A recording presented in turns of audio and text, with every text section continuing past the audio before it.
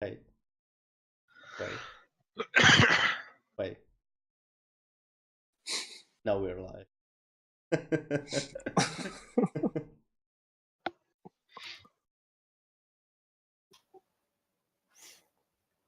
Greetings, and welcome to a very special Halloween episode of Natural Ruckus.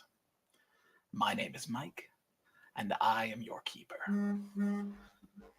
Tonight, we will be delving into a classic Call of Cthulhu experience, a haunting. We have several players in this game of life and death, and when the curtain falls, we will see which of them has been able to stand against the darkness, and which of them will be consumed. But that's enough from me for now. I'll let the latest victims of Corbett House introduce themselves and give their last words.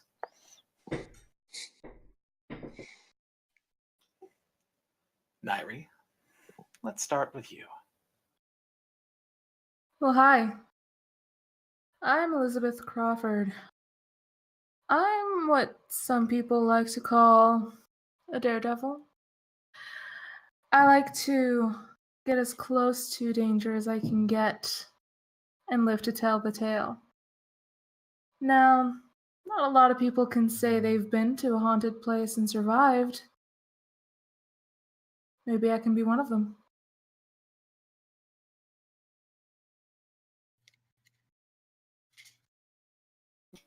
Jade. Well, I'm playing Jackson Sinclair, but people call me Jack. I work for Lord Coverley's Circus Arcadia. We travel around. It's kind of how I like it. I do a bit of most things there and abouts. Like to read. That's kind of what I do in my free time. Got something of a gift. I don't like to talk about it too much, to be honest. But yeah,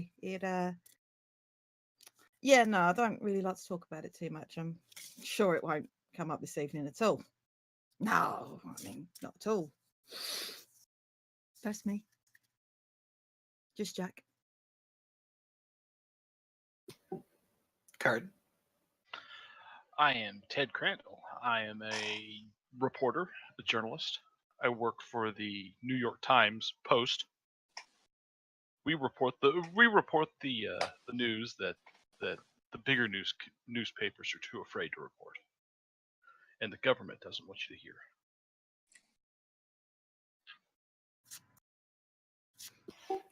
David. I'm Frank Shulman. I'm a master's student of electronic engineering at Miskatonic University. And I believe with the right instruments, perhaps the supernatural could be scientifically found. And Tom. My name is Jessamine Whitaker. I'm a private investigator. I'm here to take care of you.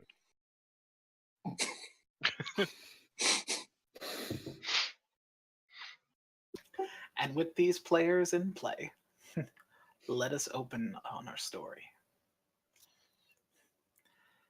Today's encounter begins in the 1920s in Boston. Now, each of you has already had a conversation with me about your connection and eventual interest in Mr. Knott, the current owner of Corbett House. You will find Mr. Knott is currently involved in a business luncheon with several of his investors downtown. But he has sent you word to meet him at his estate so that you can have a conversation about what is to happen.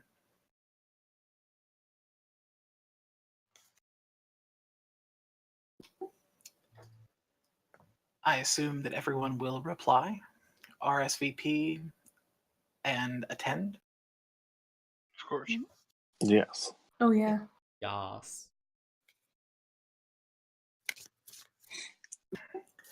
As you enter into the Knott estate, you find Mr. Knott is seated in a large leather armchair in front of a roaring fire, sipping on a glass of brandy.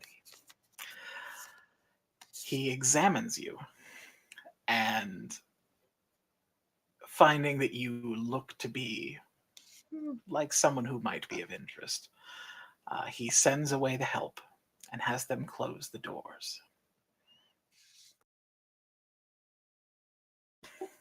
You may or may not be aware of certain properties on the outskirts of the city, but I have a vested interest in this Corbett house. Some say that it is haunted, but I think that things like that are pure balderdash. Everything in life can be explained. I ask that you examine the Corbett house for me. The former tenants, the Marcario family, were involved in a tragedy, and the owner's wishes to understand the mysterious happenings in the house. I would like you to set matters straight for me. I've been unable to rent the house out since the tragedy, and I hope that you can clear things up and restore its good name. I will reimburse you for your time and your trouble, and in exchange for doing this deed for me, I will provide you with keys to the property and $25 cash in advance, with a subsequent $50 upon your return. Do you find the terms agreeable?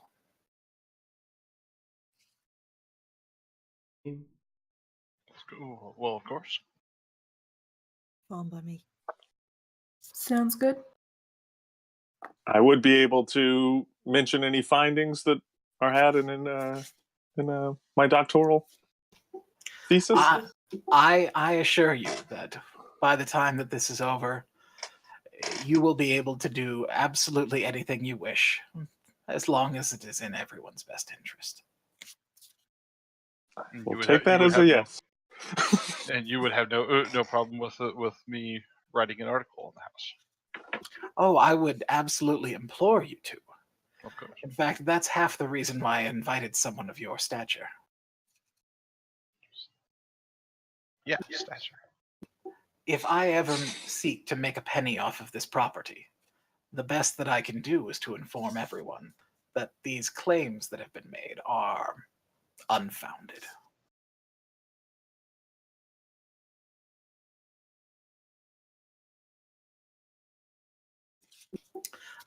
So Mr. Knott provides you with keys to the property and $25 apiece.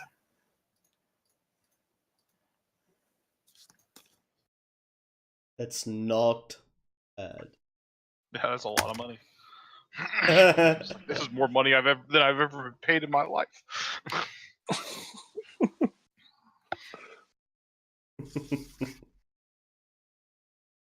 And I have now sent you a handout, which I will read for everyone. A landlord, Mr. Knott, asks you to examine an old house in central Boston known as the Corbett House. The former tenants, the Macario family, were involved in a tragedy, and the owner wishes to understand the mysterious happenings at the house and set matters straight. Mr. Knott has been unable to rent the house out since the tragedy and hopes that you can clear things up and restore its good name. He offers to reimburse you for your time and trouble and offers you the keys, the address, and $25 in advance. Knowing your jobs, you will want to conduct some research before you head to the house. You could check out old newspaper articles at the offices of the Boston Globe, head to the Central Library, or go to the Hall of Records. The choice is yours.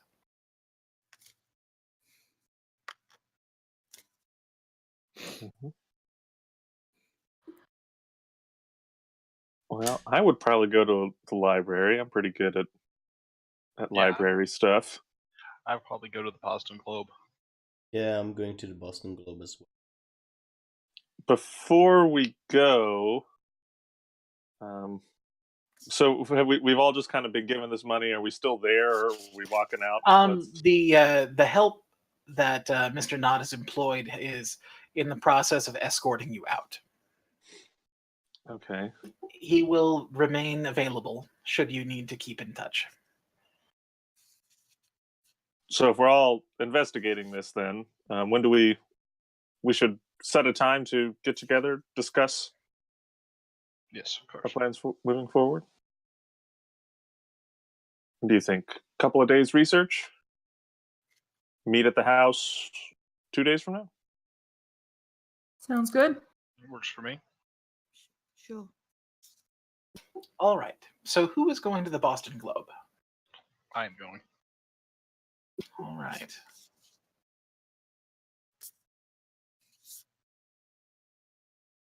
As you enter into the newspaper, you find the Boston Globe editor, Artie Wilmot, is currently watching over the desk. As you enter, he's in the middle of enjoying what looks to be his lunch. He doesn't hold himself in any fair attire. In fact, he looks quite disheveled. But he holds himself with a kind of air of someone who knows that they have authority. Now, what's going on about here? Oh, hi. I'm Ted. I'm from the New York Times Post. I would The like- Times? What are you doing this far? Shouldn't you be in your own city? I'm doing a little research. Doing a little research on an article. I'm Jasmine, private investigator. Oh, really? Well, darling, I might have something for you to investigate later. Why don't you shove it? Why don't you shove it where the sun don't shine? Ooh, feisty, I like that. I think he was planning on doing something like that.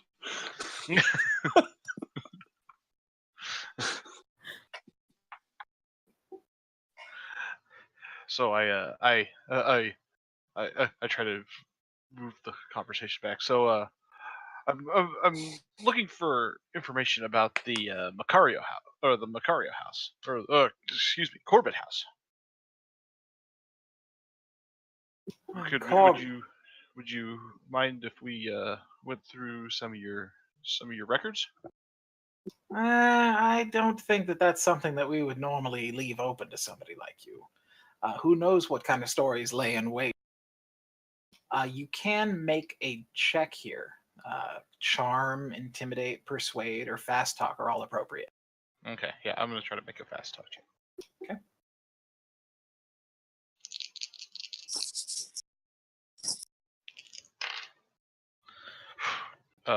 Just beat it. Awesome. 71 out of 75. Awesome. No, So, I wouldn't. I just want to see what you've done already about the house. all right, I suppose that's something that we could let happen. But no funny business. I keep a tight ship around here. No funny business at all. Of course not. He opens the door to the back room, and you are given access to the globe. Okay. So, where are you going to try and head? I'm going to try to see my way to their their microfilm room, or wherever they keep old editions. Okay. They have a clipping files room Okay. that has clippings of all of the important pieces of publication that they. Okay. They're all filed by street address. Nice. Okay. So let's see. You shouldn't have much trouble looking up the address for the Corbett house. Okay, you are taken down some steps by Ruth Blake, the records keeper, into a dusty basement filled with filing cabinets and stacked high with old newspapers and other assorted junk.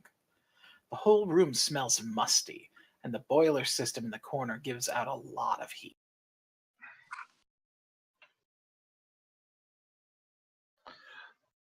I kind of adjust my collar and uh, ask if it's all right if I get started looking. Okay, so you're going to start going through the files. Mm-hmm. Are you as well? Yes. Okay. As you're going through, we'll say you happen upon this. It's a clipping from an unpublished story. Unpublished story, Boston Globe, 1918. A feature story which was never published. It states that in 1880, a family of French immigrants moved into the house but fled after a series of violent accidents left the parents dead and 3 children crippled. The house long stood vacant. In 1909, another family moved in and immediately fell prey to the illness. In 1914, the oldest brother went mad and killed himself with a kitchen knife, and the heartbroken family moved out. In 1918, a third family, the Macarios, rented the house, but they left almost immediately after they all became ill at the same time.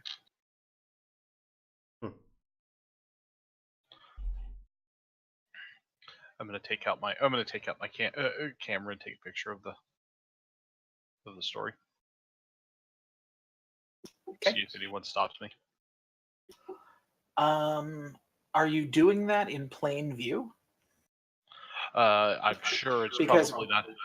Ruth Blake, the records keeper that brought you down here, is still there with the two of you. Yeah.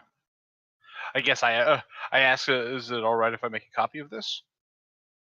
I don't know. The boss said that it wasn't something that we would be sharing. You're welcome to do your research, but I don't think that we'd be allowed to. I stand up.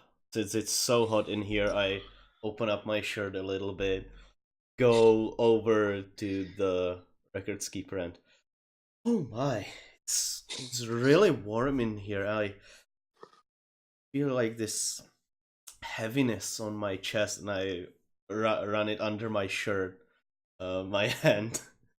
And why don't you show me too? Some cup of water absolutely, or dear. anything. Come with me right away. We will go thank immediately, you. and I will get you some water.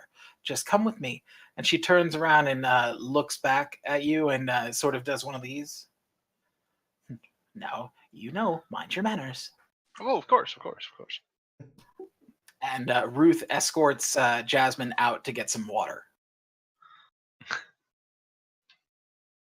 So yeah, now you are left alone. Oh, they let me alone. Yeah. Pull up my camera and take pictures. I'm going to see if I can't. Well, first I'm going to see if it has like a byline as to who wrote the story. It does not have an author. Okay. And then I'm going to see if I can find any kind of information about the French immigrants or the other families that were described in the story. There don't appear to be any other clippings that have any dealings with them. Okay.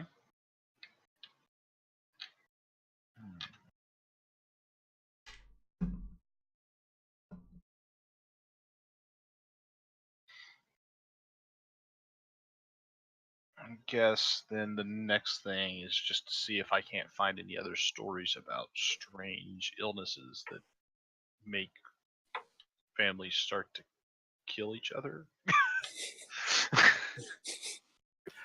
So the room is open to you, and you can explore it for as long as you want. However, you only find those things that are related to the Corbett House in here under the Corbett House's address. since everything's cited or everything is filed by address in here. Okay. So it's not. It wouldn't be like. It wouldn't be filed in a way that you'd be easily able to find anything based Okay. on who got ill where. Okay. So there's no use for like a library use check to just see if I can't suss out any other information. Not in here, Okay. because it's organized in the way that it is. It's Okay. it's far too easy to find what you're looking for. However, you even with a library use check, you would still have to go through everything here if you were to Right. try and find anything else anywhere else that might be a thread in this, whole thing. Okay. So then, I guess my next path would be to go see if I can't talk to the editor. Okay, so you want to go back upstairs and talk to Artie? Mm-hmm. Okay. Yeah. Okay. Then I'm going to cut away from you. And who's going to the library? Okay. Just Frank? Yeah, no, I will as well. Okay, so Frank and Jack. All right.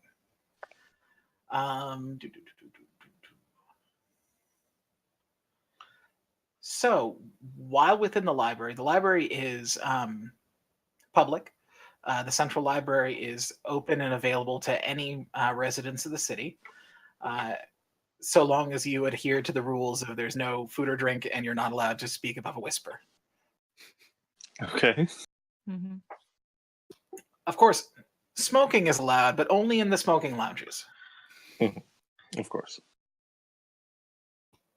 So while you are in here, for each half day you decide to devote to research, you can make a library use roll.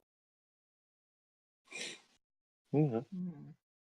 So how long do you plan on spending here? You said you'd meet up in what, 2 days? Yeah. Do you want to spend all 2 days here? I I will wanna spend hit- at least the first day here and see what I get. Okay. Same. Go ahead and roll your library use. That'll give you 2 library use rolls.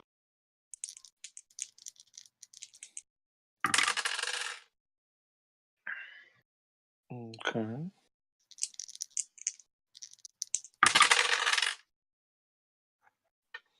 Okay. Yeah, I got 2 successes.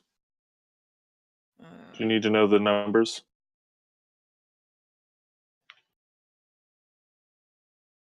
And what about you, Jack?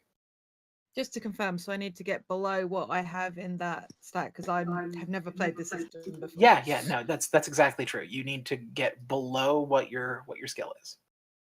1 fail, 1 success. Okay. So then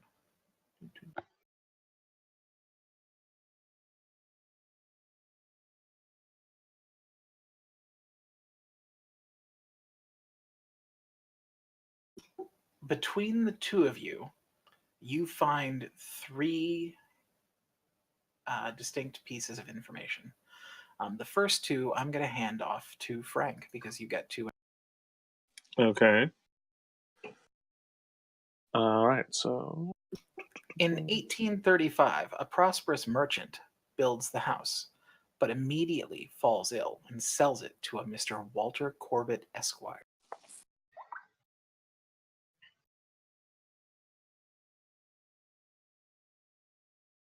all right. And the next one you find, in 1852, Walter Corbett is sued by neighbors who petition to force him to leave the area in consequence of his serious habits and unauspicious demeanor.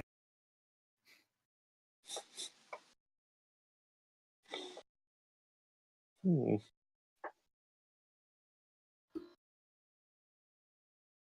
Okay. Now, Jack, you find this one. Evidently, Corbett wins the lawsuit. His obituary in 1866 states that he still lived in the same place. It also states that a second lawsuit was being waged to prevent Corbett from being buried in his basement as provided by his will.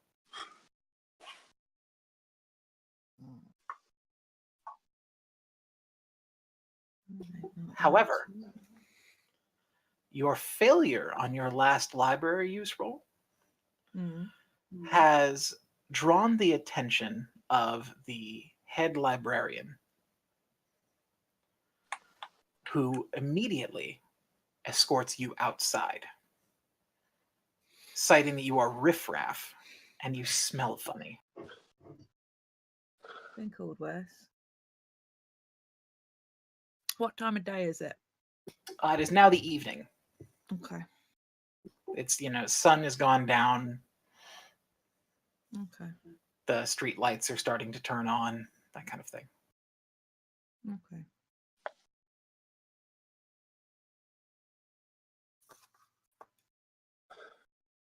All right. Well, are we all staying in the same place, or are we all just kind of wherever we live?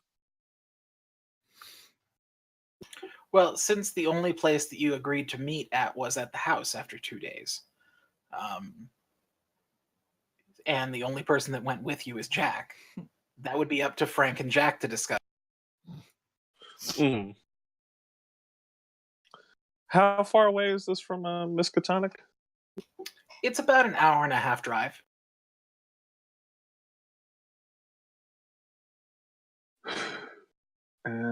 Yeah, I'll probably just stay at the dorm. Okay. I'm not going to spend any of that sweet $25 on a hotel. Are you going to exit when they throw Jack out?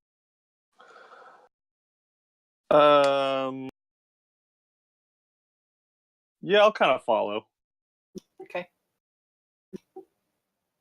Then, as you reach outside, Jack is on the street.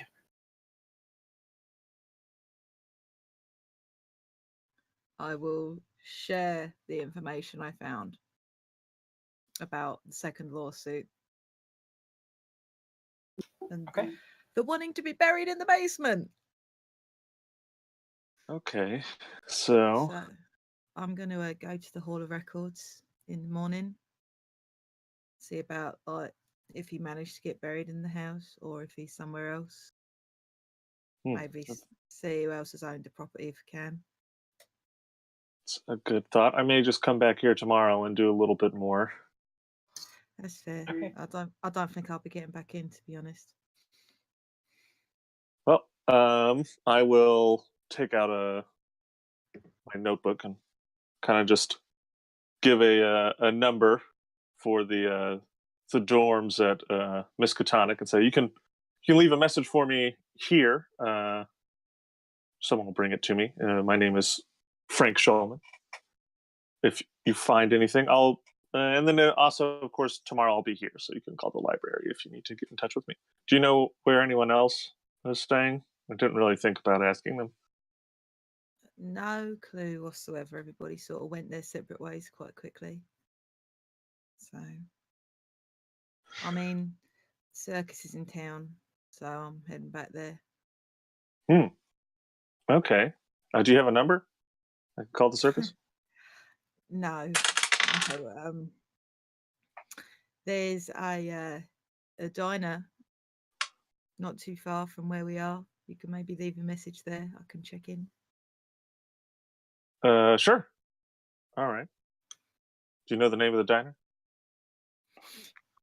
He does. I don't, because my Okay. brain is mush right now. Rosie's. There you go. That's creative, given what my surname is.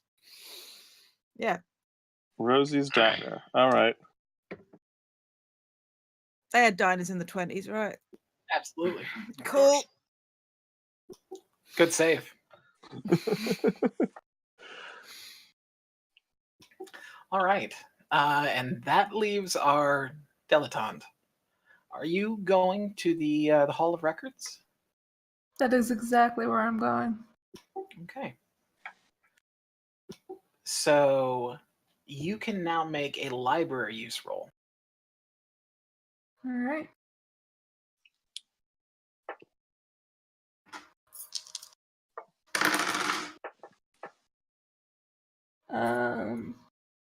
Yeah, it's under Okay. 47 out of 70. Should I tell you what I'm looking for, or will you just give me stuff that I can find?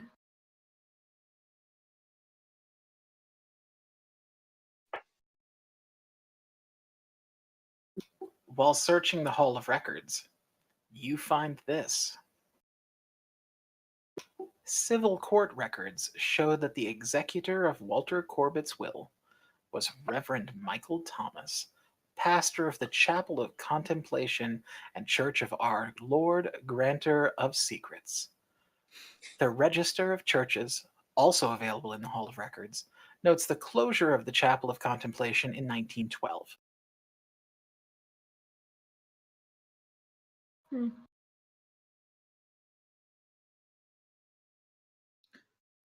Do I find any information relevant to Walter Corbett? Like anything that he might have been up to? Anything like that? Corbett, the only articles that you would find about Corbett there are about the purchase of the house and then about his subsequent will after his death. You can, however, make an additional library use check to see if you can find any other information about anything else in that original one that you. Okay. Yeah, I will. No. It's higher. Then you would not find anything else here. This is all you were able to dig up. Okay. You would be able to find, though, that you could make a law. Law? Law. This is severely hoping that I do well in this. No way. So my thing is 5, and I just got 005. I don't know if that fucking counts. I'm taking a picture of this. Yeah, no, I'll take it. I'll take it. So, No. This is... Your successful law skill roll will indicate that any records of city officers participating in arrests or seizures that might be related to the Chapel of Contemplation or Walter Corbett would be filed not here or in any other public access, but instead at the Central Police Station. Okay. All right. Good to know.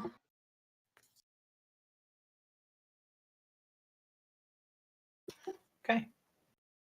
So back over to the Boston Globe. You are dealing with art. And so what can I help you with? So I found, some of us found an article that was unpublished about the Monroe House, and I kind of give them a rundown and kind of give them a flavor of the give them my thoughts of the flavor of the article. Is like, could I possibly? Is there any way to know which one of your fine reporters wrote it, or if he's still here, or if it's someone I could talk to, or why it wasn't published? Well, I'm not sure if I'm willing to give up that kind of information. You could make an intimidate, charm, or persuade check to try and get Artie to give up more. Oh, this ought to work real well.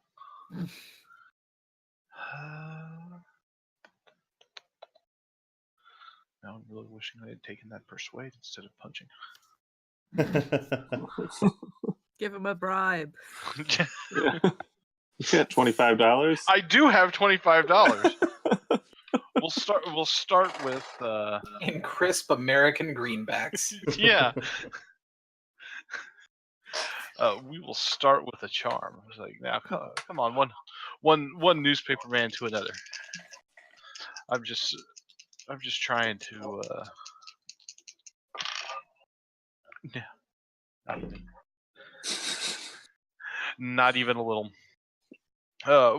One newspaper man to another, and I slide like $2 across the. I'm very cheap.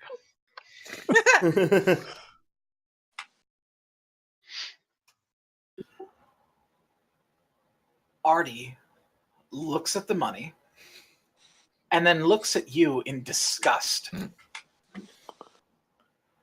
Excuse me? You think that I'm just some sort of patsy that you can pin on whatever you might be doing down in my records room? No, this is not how things go. Not in a legitimate business, sir. Not at all. Oh, am I being thrown out? Is that what's happening? He whistles, and two large maintenance men come from down the hall with a mop and a broom. And they're like, everything okay in here, boss? This man was just leaving. I think that you should escort him to the street. And the two men start moving towards you in a way that looks like they're not just going to escort you out. Hey now, fellas! Hey, whoa! Meanwhile, downstairs, Jasmine and Ruth are now on glass number 2 of water. How old is Ruth? Ruth is probably in her mid 40s. Go for it. It's the 1920s. What could happen? Yeah. Oh, so that Artie, he's kind of a creep, isn't he?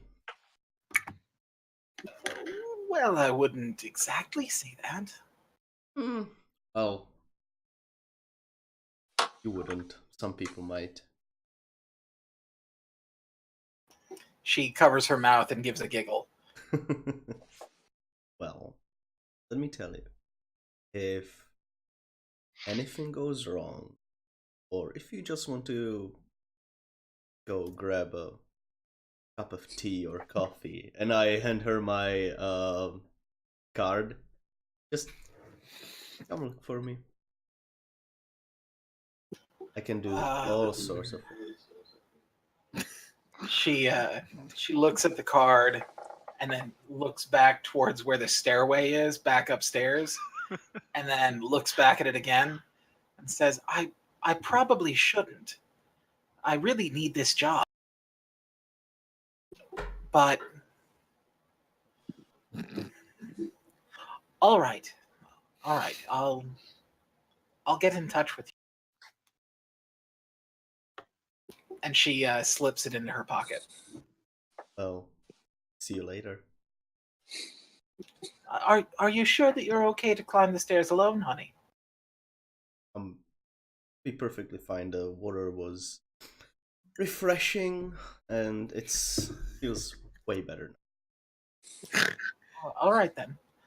Just take it easy. You don't want to get the vapor. Oh, not the vapors. Thank you very much. And I leave. Yeah, you head upstairs at about the time that two large burly men have thrown your friend out the front door. Okay. Kurt, you land on the sidewalk in a heap. Get up, dust myself off. I yell, I've been thrown out of better places than this!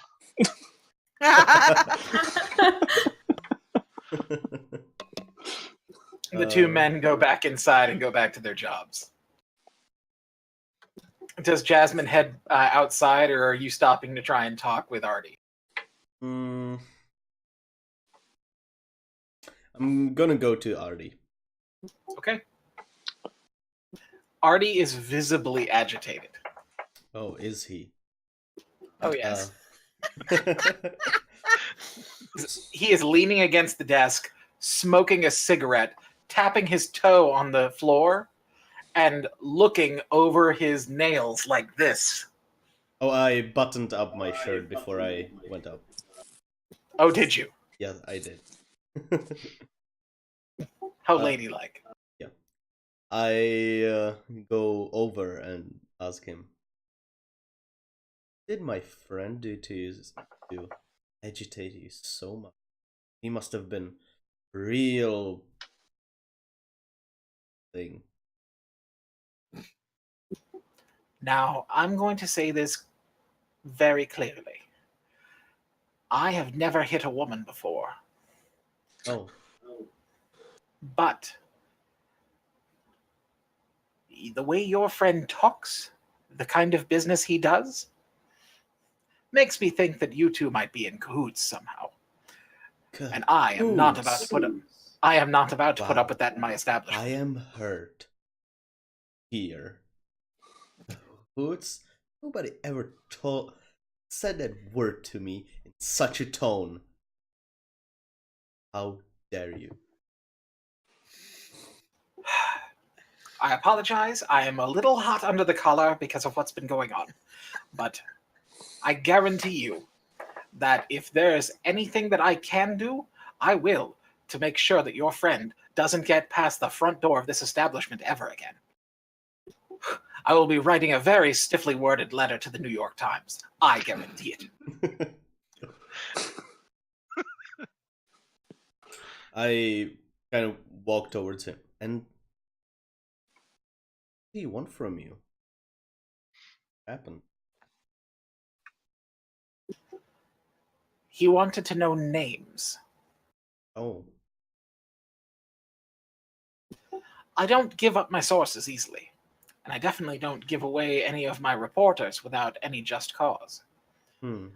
My men have done nothing wrong, and I am not about to be bribed by some lowlife. Oh, we're not trying to hurt your writers. That we're just trying to figure out what happened this house. House. I don't want to hear another word about it. Now, you can remove yourself, or I will have somebody else do it for me. Mm-hmm. So, I jump over the table and punch him in the nose. All right. Tom, play a lady all the time. Just like play a take no shit lady all the time. Wow. All right. Roll brawl. I hope I have some brawl. I don't know. I haven't looked at it in a while. It's fighting, then brawling. Yeah, first column, Tom. Underneath fast talk, which you might have ticked.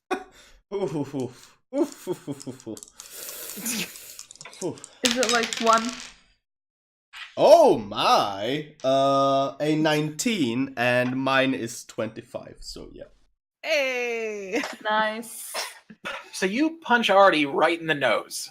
Mm-hmm. And he topples backwards over a desk and head over tea kettle lands on the floor, screaming into his own hand. I kneel next to him, get really close, take his collar, and pull him closer to me. You'd be so kind and hold me this. Make an intimidate check. God. Top of the second column.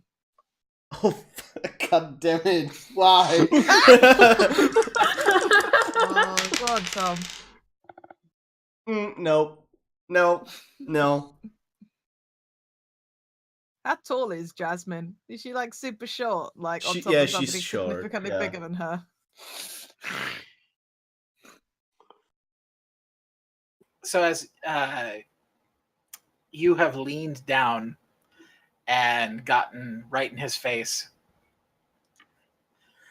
still clutching his nose, Artie yells back across the office, "Milton! Price! Call the cops!" As he does that, can I act before he finishes the sentence? No, he gets to say that because you failed the intimidate check. Oh, okay. I look back. I look at him.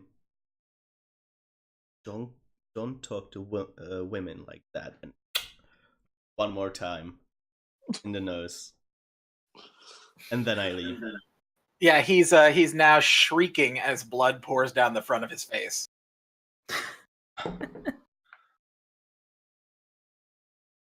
Are we like Awesome. on a second floor, or No, this is the first floor. I get out of a window? Just throw a chair out the window. I open the window first, then I get out. Right. Awesome. So you head out the window and into a hedge. I get out on the street.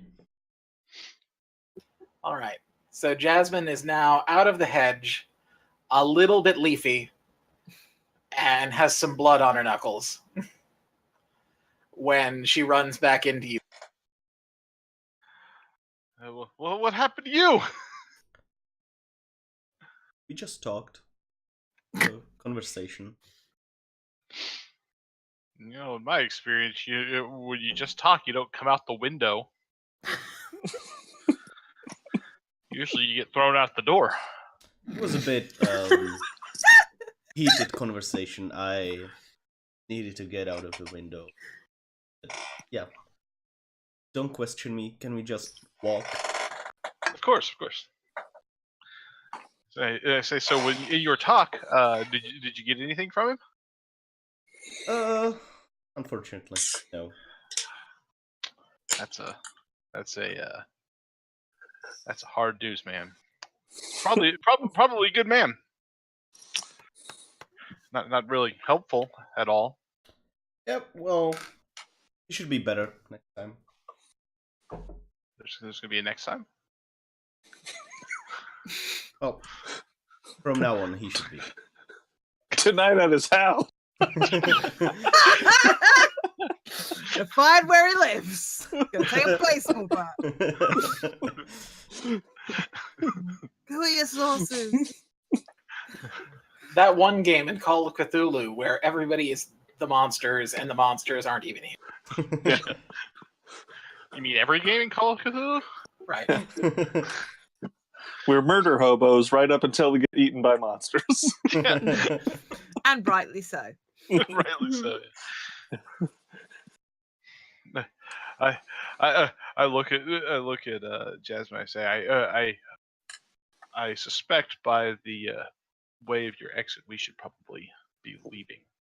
Yeah, I'm like 10 steps in front of you already. I'm trying to catch up. Jasmine's west winging. This is walk fast, talk fast. Just like Yeah. we're going. All right. So where are the two of you heading? Anywhere? Mm, You have some information already. yeah. Yeah. Are you going to try and gain any information anywhere else? Or are you going to go and hole up until you're supposed to meet your friends? I mean, what time of day is it for us? It's now like late afternoon. Think like 4 or 5 p.m. Say drinks. Sure. Awesome. So you head to a local watering hole. You want to go ahead and give us a name tag?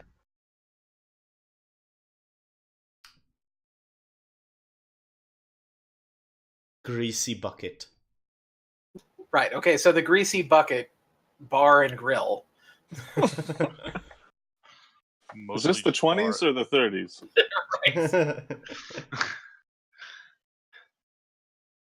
Oh, right. Yeah, a drink is not necessarily an option. Yeah, it's the 20s yeah. prohibition. You gotta go find a speakeasy. Yeah. I say, Jasmine, do you know any good place to drink?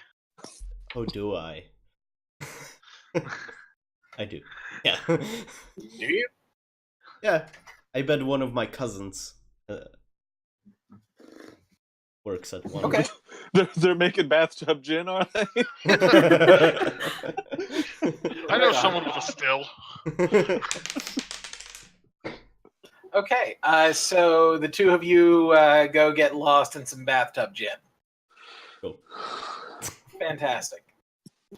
Now, Nairi, Mhm. you have essentially found all the information you can find in the Hall of Records. After all the time that you spent in there, the Corbett house has essentially been wiped clean from in here. Okay. You only found the one little bit of information you got.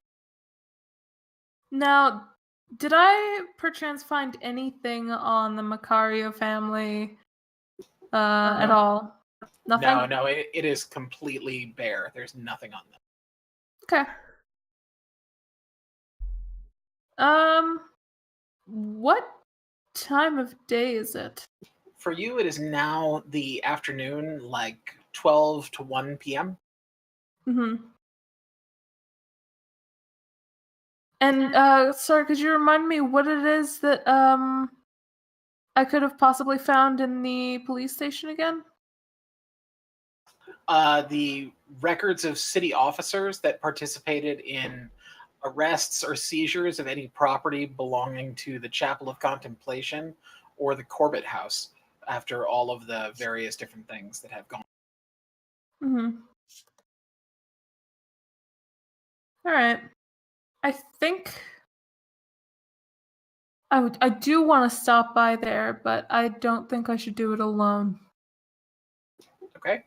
So I think I'm gonna take my information and I'm gonna go see if I can find anyone at like any other point of interest. Essentially.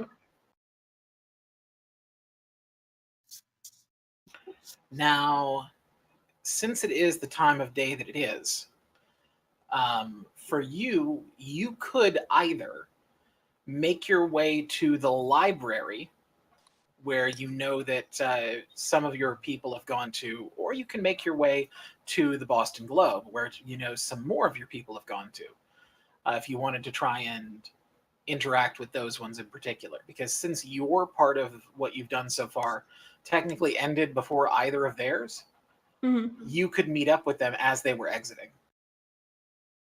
I think it'd make most sense if I went to the library. Okay?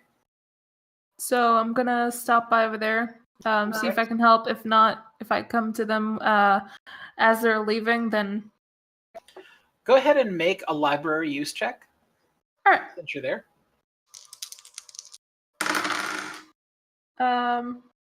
28. I'm good.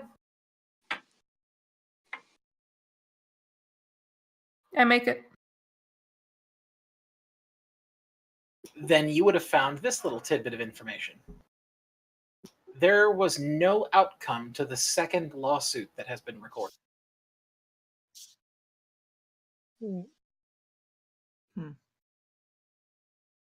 So that means that nothing ever came through on the lawsuit? That means that the lawsuit never got finished up.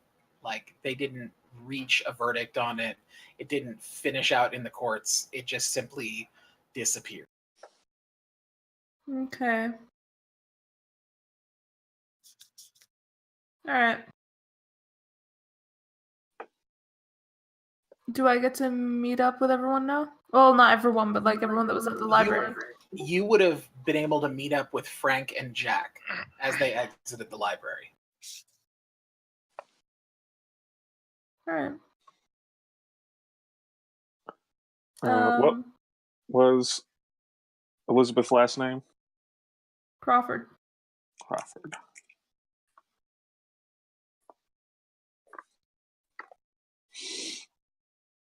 Ah, Miss Crawford. I hadn't realized you had joined us. Miss. Yeah, I finished up much sooner than I thought. Did you find anything interesting? I'll share what I've got about. So you now have context for the thing you found about what the second lawsuit was. Just like, Yeah, Corbett was trying to get buried in his basement, and they were trying to stop it. That's one hell of a death wish. I don't know. It seems like more of an after-death wish. After death. Yeah. See, I found some information on the Reverend that was the executor of his will. We can find some more records on the Corbett house and possibly was it the Chapel of Contemplation? That's correct. At the police station. So that would be a place we should probably stop by before we go to the house. I don't feel too comfortable going to a police station. They're not your friends, huh? They don't tend to take much kindly to travelling folk. Mm-hmm. I could check out this chapel, though, if you reckon you found everything worth the use at the Hall of Records. Yeah, I found as much as I could possibly link to any of this. All right. Does the name the Chapel of Contemplation ring any bells? Given It does that not. I read a lot. Okay. Yeah, in fact, among the things that you have, you don't actually have an address for the Chapel of Contemplation. Right.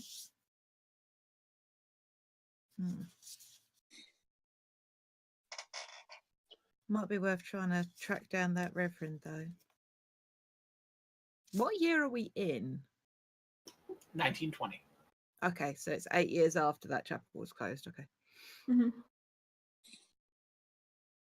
Well, I could do that if you two are going to go to the police station. I would be happy to accompany you, Miss Crawford. Fantastic. And What was your guys' last name again? Shulman. Shulman. And Sinclair. Sinclair. Okay.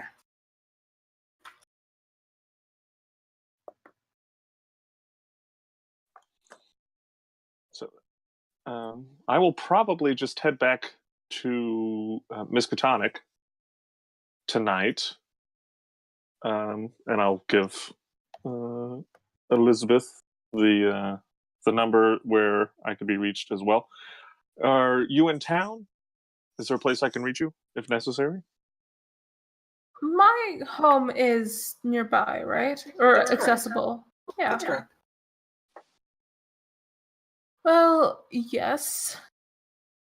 Yeah, you could just, if you wanted to find me, if you wanted to reach me, you can just come to my home. So, you might want to leave a note, and someone will come get me. Should I pick you up there tomorrow before we go to the police station? Yeah, that sounds good. Morning? Yes. Any time work best for you? It's a bit of a drive for me, Maybe. so I wouldn't want to start just too early, but I can get up pretty quick. We want to say 7:38. Yeah, that sounds good. All right. Okay. I'll see you then, Mr. Shulman. Thank you, thank you. All right. So, if that's everything that everyone has to do for the moment, then we will fast forward to the next. As you arrive at the Crawford estate at precisely 7:38. All right.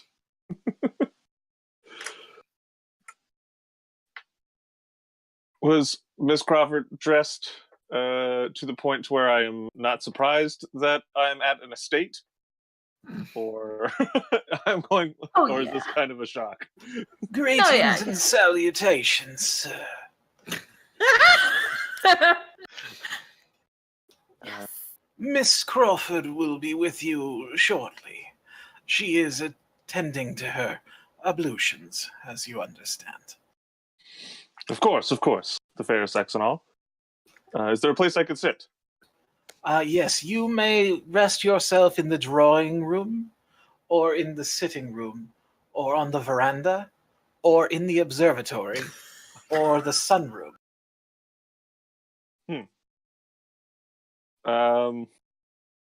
Let's just go to the first one you said. Yes, to the drawing room then. Ah, Now step lively. He says as he slowly, achingly moves through the halls. This ancient relic of a butler.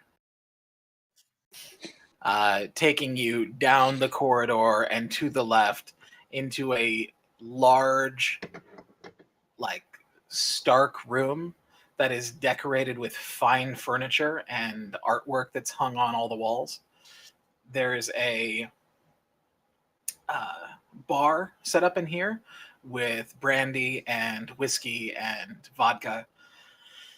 And there is a box, a humidor, that is filled with cigars on the table, and a large roaring fire. I will allow you to make yourself comfortable, sir. I will see to the mistress and alert her of your arrival. all right.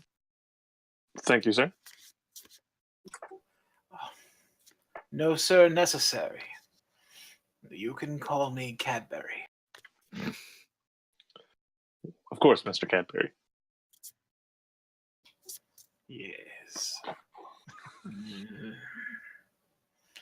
And he turns on his heels and walks back out as slow as he came in. Remember, it's not inappropriate to drink that early in the morning if you didn't sleep. Also, it's the 20s, and That's it's true. illegal for him to have this stuff here anyways. So I will told him I'm comfortable. I will enjoy some whiskey. Dang. Does he creak when he walks?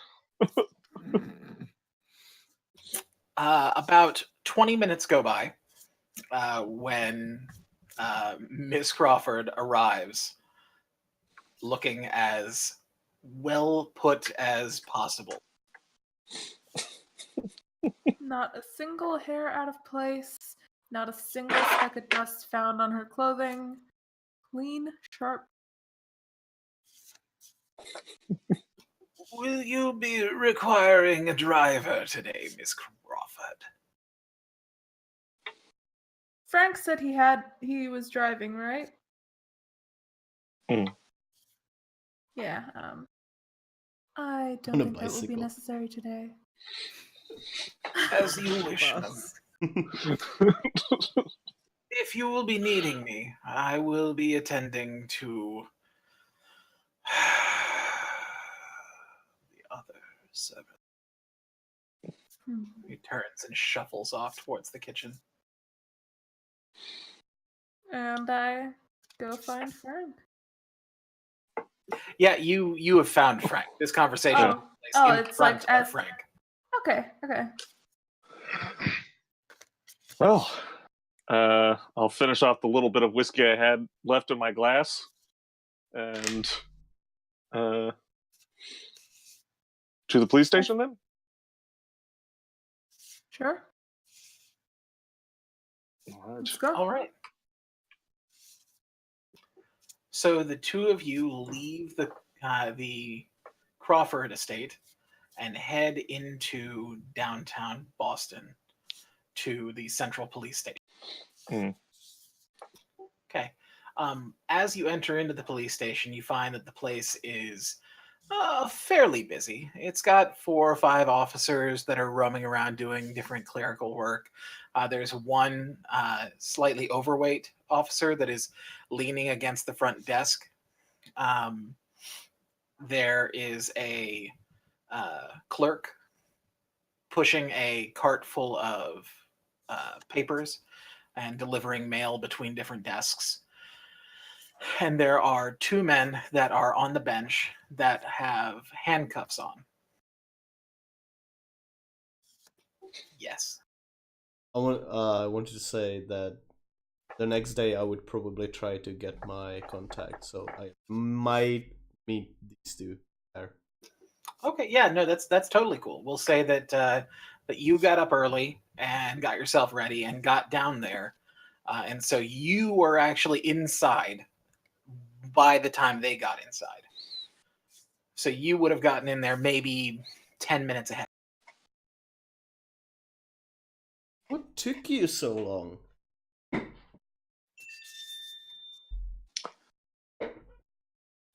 The overweight cop at the desk leans around the small private investigator and narrows his eyes at the two of you. Now, what you gonna be doing up in here? You don't be bringing me any more mess. This one here has been giving me enough of the thing to do down right now. What? Yeah, no, Tom. None of us understood the last bit of that sentence. Don't worry, that's not a language barrier. There's no language there. Oh, Jerry, come on, calm down. They're friends.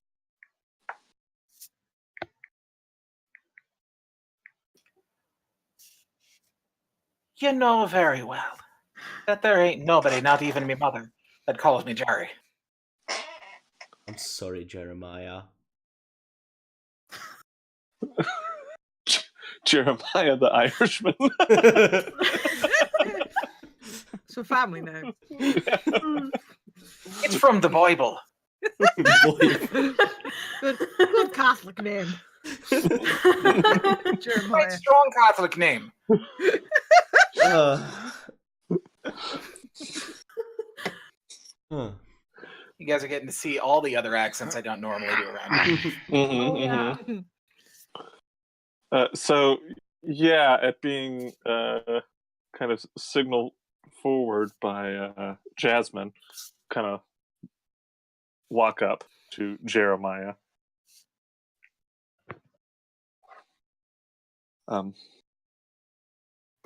Ms. Crawford? Are you here to report a crime? Not exactly. So you're here to waste me time? Not exactly.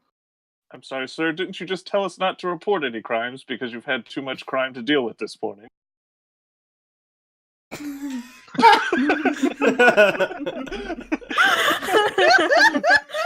I pat him on the back.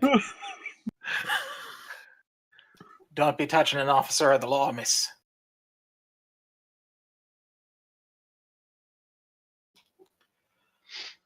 I look How like can I'm I about to be say of something, and service then I to don't. you?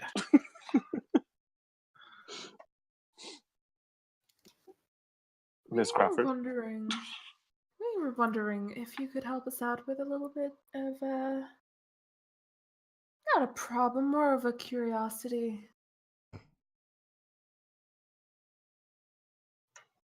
You see, we're looking into a thing or two regarding a place called the Corbett House. We were wondering if there was any possibility that we could probably look into any records that you might have. Okay, what is your credit rating score? My credit rating score is 60. Okay.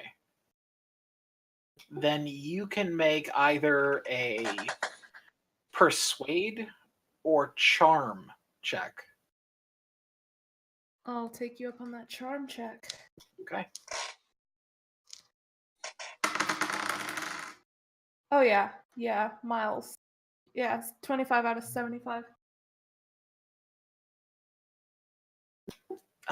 Jeremiah is immediately taken with you. Oh my god.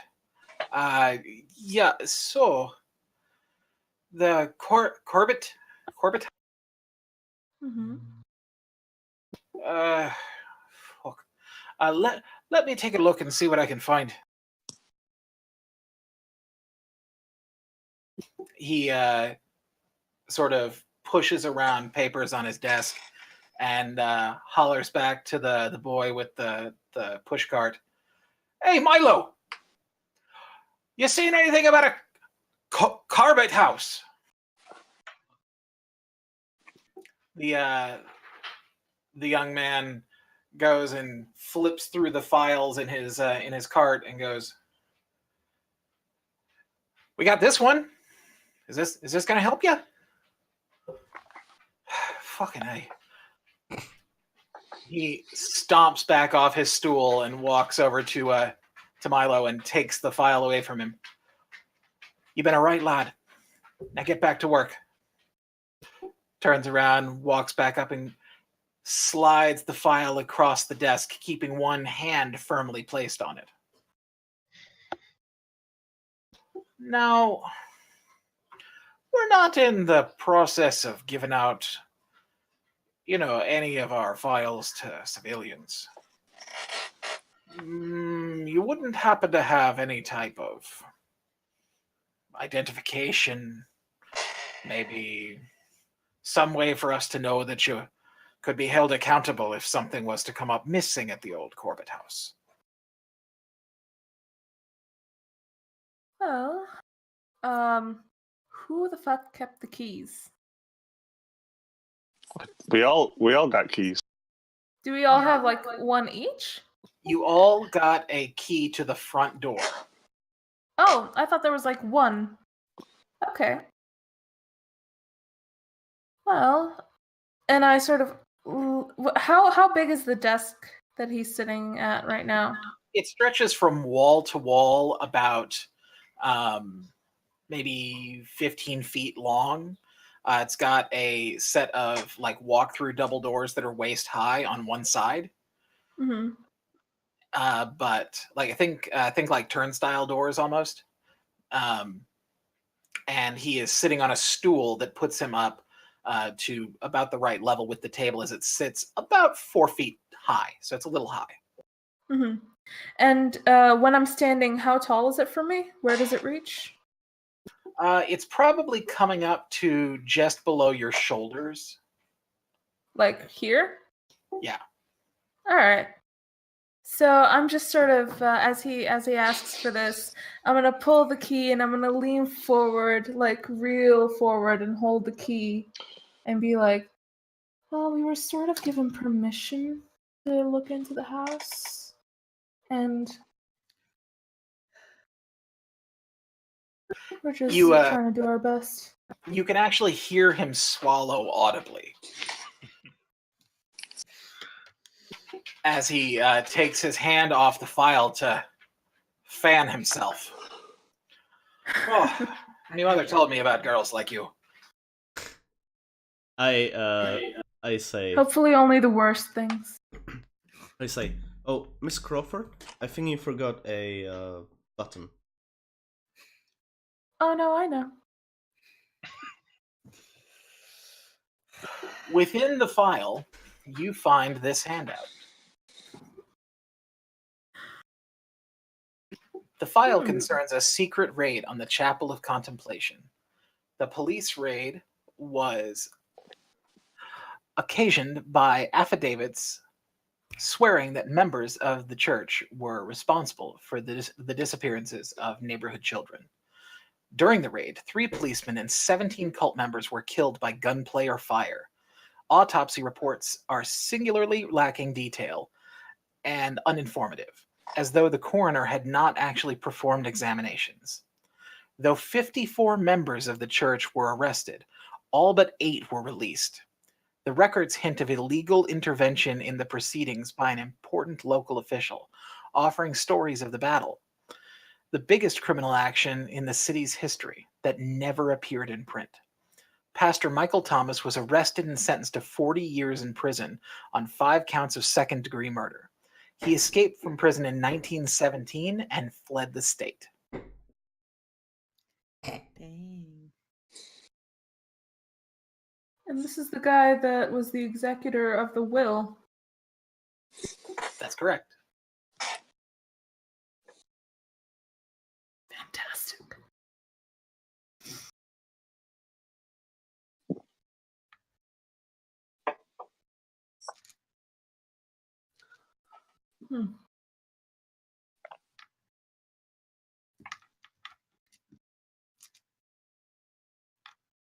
Did this pastor? Who else was he? Basically, who else's will did he take care of? You don't have any records of that. We won't. We'd have to go to the church for that, or Yep. chapel. Yeah, you'd have to find the Chapel of Contemplation. The address isn't in the police reports? It is, yes. Okay.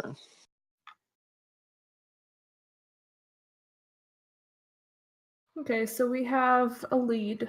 We have this Michael Thomas and whatever connection he possibly has. We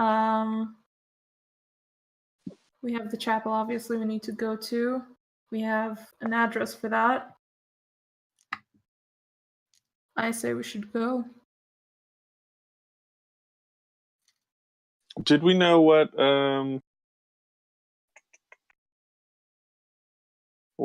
Jack was doing today? I said before I'd go to the Hall of Records first thing because I was going to try find out more about the pastor and the chapel myself. Okay. So. Then you Would two Ted would have tell found me out, where he went? You two would have found out what happened in handout number 7. Okay.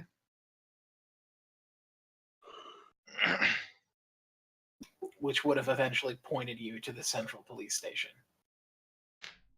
Do I know? Yeah. Do I know where Ted is today? I also probably would have gone to the Hall of Records next. Oh, so cool. So Jack and Ted are together then, effectively. Yeah, we'll say that Jack got there first because Ted spent all night out drinking. Ted found himself in a nice, lovely flop house for the evening. Right. Ted will find some interesting things on his camera when he has that film developed. Excellent. I figure I'm the one what does the developing. So if I can hide whatever needs to be hidden. Oh yeah, no, I'm not saying like that. I'm saying I don't remember taking these pictures. I would have suggested to Ted that we head straight there rather than go to the police station because my reservations about going to the police station stand. So I want to head to the address of where this chapel was. Well, my reservations to going to the police station are the same because I was thrown out of a place and there were cops called and All right. Actually, Jack does not have a working address for the chapel. That's something that was acquired at the police station. God fucking damn it. That wouldn't have been in the Hall of Records. It is not in the Hall of Records. That's a really shit Hall of Records. Or maybe things have been expunged. It's more of a hallway of records. All right. It's the 1920s. You know, somebody might have been smoking and burnt that up. All right, then I will go near the police station with Ted and watch from a distance in the hope that our friends will come out shortly. Yeah. I concur. Just like lurking around a corner watching the main door. Okay, can you make a credit rating roll for me, Jack? Yeah. Yeah, I pass. Great. So as you are creeping in the most creepy of fashion around a police station with people that are supposed to find creepy people. Yes, lurking. A uniformed police officer walks down the alley the opposite direction and comes up behind you. And what are you looking at? Looking out for a friend of mine, officer. Due to meet them here today. Oh, is that right? Hey, are you one of those ones that I saw over at the carnival? Yeah, that would be me. Yes, that's quite correct. Oh, are you one of the clowns? Fair, you might ask that, sir. No.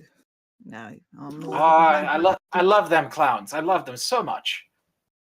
They do good work. I'm more of a behind the scenes sort of a person, but you may have seen me Oh yeah, what's your specialty?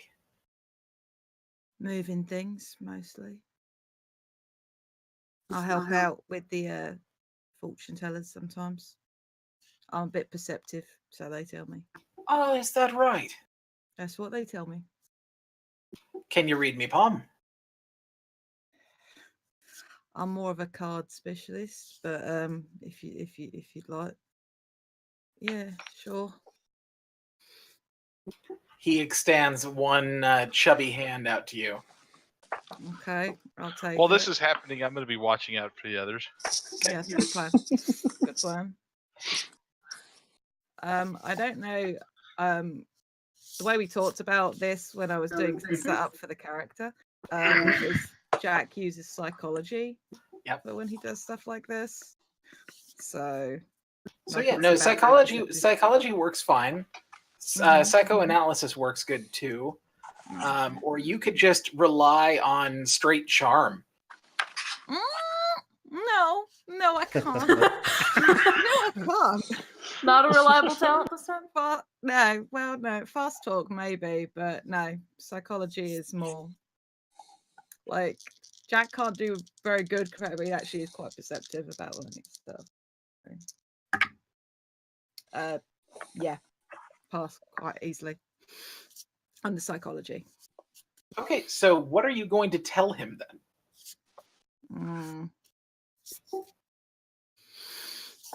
Okay, I'm just trying to pick up sort of a vibe about, like, just from talking to him, like what sort of person he is. I just like trying to give him some bullshit about, you're this. Here's kind some of things guy. that you pick up about him. Okay. His waistcoat is buttoned irregularly, like it's missed a button at the bottom. Okay. His pants are the fly is undone. He has mud on his boots, and his hands are covered in hair. Okay, as in the backs of. Yes. Okay. They are very calloused, as though he's done a lot of actual heavy work. But otherwise, I mean, he's wearing an appropriate uniform that looks like it is well maintained. He just looks a bit disheveled, as though something, maybe he was in a rush. Maybe things were out of place. It's hard to say. But you pick up a general vibe of that. I'll give him some spiel about how he's a hardworking guy who's underappreciated and under a lot of pressure, but clearly there's signs of dedication and thoughtfulness that circumstances have been against him as of late, but things are going to get better as he rightly deserves. Whoa. Does it say anything about what I should be doing with her? Well, and I sort of look at the palm again, just like shit in my head, not out loud.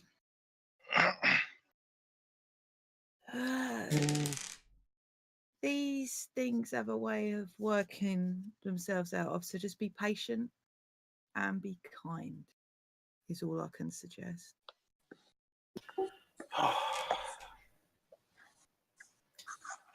Wow, you're real good.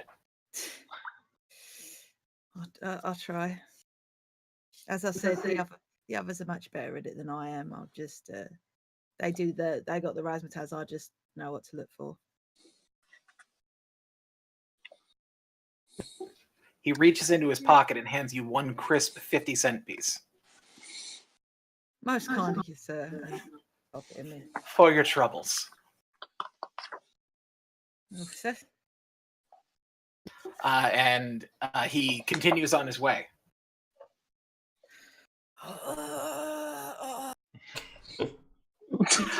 Meanwhile, as the cop continues on his way, you see your friends begin to filter out of the police station.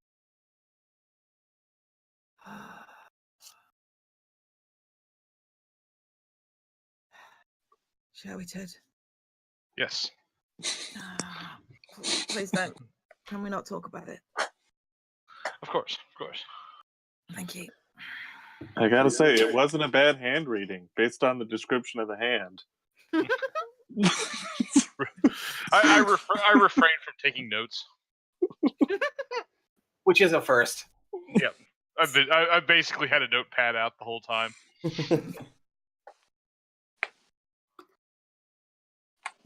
All right, so everyone is finally back in one place again to share and be shared with. So yeah, I guess we share everything that we got from the station, In the library and including everything. including the location of the Chapel of Contemplation. So we head there next. Yeah, let's go there. Ask around. Might be worth speaking to some of the locals. Mm-hmm. See who remembers stuff. Also, I think the more we can find out about our Mr. Corbett, the better. As he never fell ill at the house, and he wasn't the original builder, and they did fall ill. And Mr. Corbett was buried there. He chose to be buried there. As far as we can tell, the lawsuit wasn't... That's what I mean. He wanted to be buried there as per his will. They tried to do a lawsuit to stop it, and that lawsuit never went anywhere.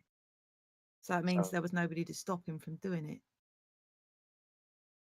Yeah, probably buried there. So just if he perhaps poisoned the first family or something, maybe his ghost is making those after him ill. I just look at Frank like, what? I thought you were more He of a I haunts pull the place out my right now. notebook. Ghost making other people ill. I thought you were more of a science man, Mr. Shulman. I am. There's no reason that a ghost cannot exist. People worshipped the sun before we knew what that was. Electromagnetic waves have significant impacts on the world around us, and we can't see them. Have you ever heard of it's kind of an up-and-coming young scientist, an Albert Einstein? Postulates that the energy of the mind is not destroyed upon death. It's very interesting stuff. It is interesting stuff. Look up Albert Einstein. Is the address of this chapel close enough for us to walk, or are we going to be taking Frank's car? It is not close enough for you to walk. It is actually outside of the city, in the same neighborhood that the Corbett house is in. Oh, well, there we go. We can sleep at the chapel. The chapel was Let's see when we get there. A lot of people died at that chapel. I don't want... I'm just saying. Nah. That's... Neither. Although maybe it would be interesting to do some measurements there. Also, I don't think everyone can fit in my Model T. How many seats That would are there? Is it just 2? That would be a bit cramped. If not, I'll pay for a carriage to take some of us there. Or a taxi cab. Yeah, they're taxis. Cab. Yeah. Cab.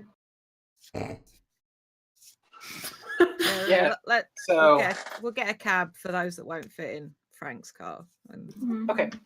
Yeah, So, it's really only 2. The back seat's mostly filled with electronic equipment. Sure. So you end up hailing a checkered cab that is willing to take you to where you want to go, but it's going to cost you 50 cents. Not 50. I got it covered. Okay. Do you have change for a 5? Wow. But you're not in the cab. I'm playing. How much would I have on me considering my... I'll hand over the 50 cents that I got from the copper. No. I'm paying for it. Amusingly enough, out of character, my credit rating is better than yours, and I work for the fucking circus, so I don't know what you're doing with your money, sunshine.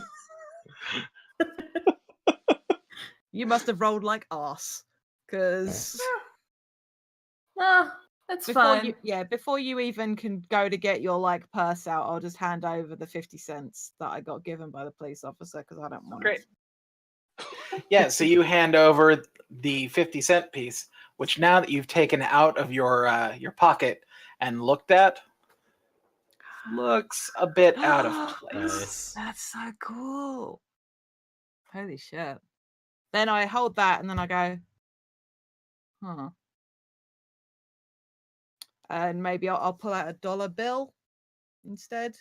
I don't know how American money works in the 1920s. Yeah, no, it's fine. Yeah. The money works the same. It's just worth more. Yeah. Yeah. No, I didn't know like the exchange rate kind of thing. Like you have dollar bills, don't you? Yeah. English. Yeah. We have dollar bill at this point. $2 bills are still in wide Ah. circulation. Do they still have the half-cent piece? They do. Yeah. They also have the halfpenny. Who went with Frank in Frank's car and who is in the cab? Cab. Cab. I'll So- go with Frank.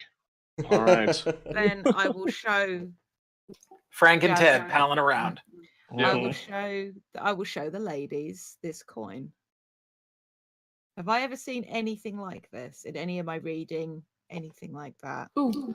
The only too. time that you've seen anything like that, one of the members of the circus actually has something similar to that they use in a parlor trick to amaze and confuse the circus. Okay. Would I I have think- seen anything like that with my research and my history and the occult and stuff? It's not an occult thing, Okay. so that it wouldn't enter into it there. However, you can, if you care to, make a history. Mm, Yeah, can I? Yes, I've got it. Certainly. Or is that okay? Have I seen that on the street? No, not at all. that one fell, but no, that's an 80, so it doesn't matter what I roll on the second one. Yes, I made it. Okay. Yeah, then you'd know that people have been sort of sketching and sculpting coins like that using the original coin as its base for Mm, ages and ages, like since the 1500s. okay. And it's a normal type of artwork that is seen handed between homeless people looking to buy their way into train cars to travel across the United States. That fucking guy wasn't legit. Well, I'm not going to tell you when my brain first went when I thought about it. So, because I'm just a trash person. 'Cause- anyway, I will. Trash Panda, the person. No, no. Anyway, I will roll the coin over my knuckles a couple of times. And then Okay. pocket it again. Okay. Yeah, for $1, the driver is willing to drive you very fast to get to where you need to be. You actually Hold on to pass, grab the panic bar. you pass by the Model T at a roar. If they're on my side, I wave. If not, then oh well. I honk at the cab as it recklessly drives by. I flip them out of the window. While we're there, and I'm not just doing this for the sake of something to do with my hands, I am constantly fiddling with like a small deck of cards. Just Okay. Like I'll occasionally like flip the top one over and then flip it back and shuffle it back through. Okay. I'm on the way there. I'm like furiously asking Frank about Einstein. Frank about Einstein, about this Yeah. Einstein person, taking notes. Mm. Okay. You reach the Chapel of Contemplation. Those of you in the cab first, but Frank not far behind. What is left of the old church stands at the end of a crooked, dingy street. The ruins are so weathered and overgrown with greenery that the gray stone rubble seems more like natural stone than former walls and foundation. You pass a slumping wall bearing white painted symbols, apparently freshly swapped. 3 Ys arranged in a triangle so that the top elements of each Y touch the other 2 Ys. In the center, so created, is painted a staring eye.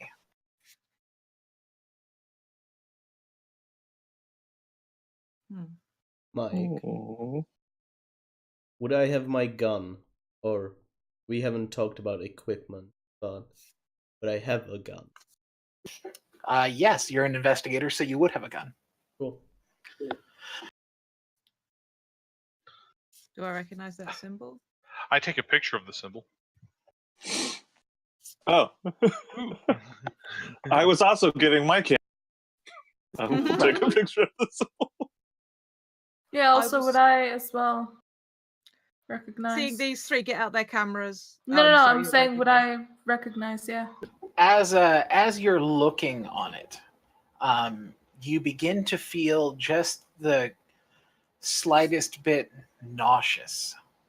Those of you that are taking pictures and trying to draw the symbol end up with horrible headaches that tingle from the front of your forehead all the way down the back of your neck. Okay. That's weird. Well, that seems haunted as hell. I'm gonna go start gritting my equipment out of the Model T.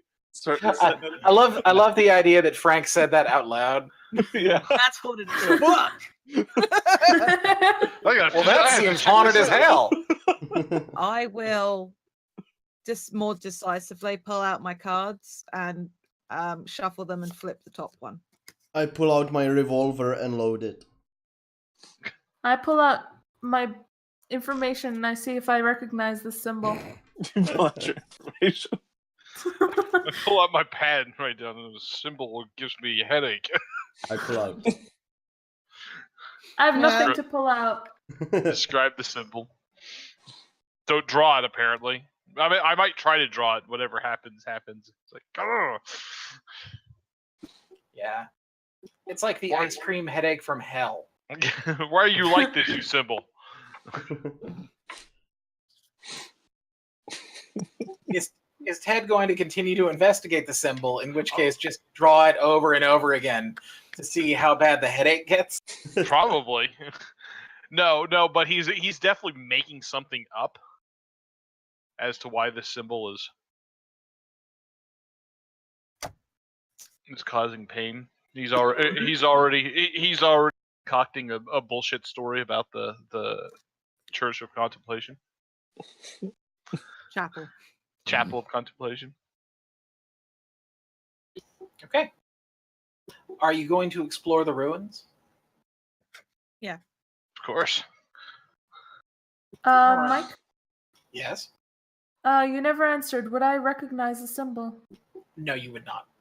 Okay. Then yeah, also exploring. I follow whoever explores.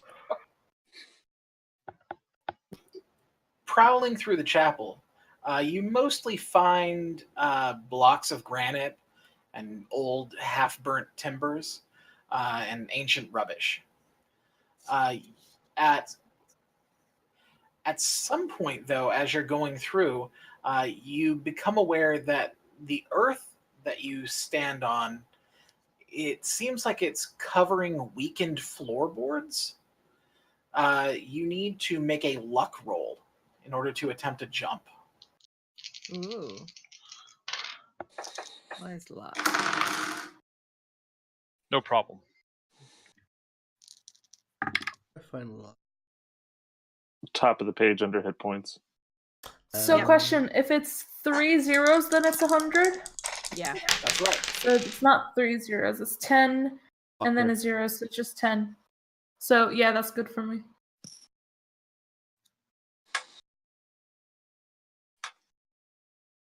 I assume I'm still setting up equipment and whatnot before. Yeah, so since I believe that, Frank, you would be busy setting up equipment for quite a while as everybody began to move their way through the ruins. Oh yeah, I'm getting the portable generator out. And I'm getting some gasoline in that. Awesome. So did everyone make their luck checks? No. Yes. Okay, so everyone except for Jasmine gets to make a jump check. So roll your jump skill. Oh, this ought to go well. Oh crap. Oh, the luck I'm is not- just you can try and jump. I'm not dressed for this. Nope. Nope. I was not expecting to be tricking 41 out of 20. Ooh. 89 out of 20. Oh! I I made it. Hey, break my teeth, probably? No, please Yeah, don't. this is just where gangly Jack just like fucking manages to not fall through because he weighs about as much as a fucking pound of flour. Guinea motherfucker. Okay, so Jack, you're able to jump back before the floor beneath your feet gives way. However, the rest of you all fail the jump. And or luck. is there... Didn't Ted make it? No, I failed terribly. Oh, Well, the jump skill is naturally starting at a 20. So, like, if you rolled below a 20, then you succeeded. I rolled a 89. oh. I thought I heard you succeed, but I'm mistaken. Yeah, okay, so the three of you have the opportunity to try and push that roll. And what that means is that you can make the roll again, and if you do not succeed, there will be consequences. Do it. I want to see what happens. Can I do that even if I fucked up the luck? Now, if you don't get to have the jump roll, you just take the damage from the fall. Okay, cool. Sorry, Tom. I don't like my chances. I'm just going to take the damage. Yeah. Yeah. Come on, dilettante, or however that word is pronounced. You know what? I gotta stay true to character. I'm gonna try the jump again. Okay. I can't play Daredevil if I don't dare. Nope. 73. Okay. So, Tom and Kurt, your characters both take 1 point of damage from the fall.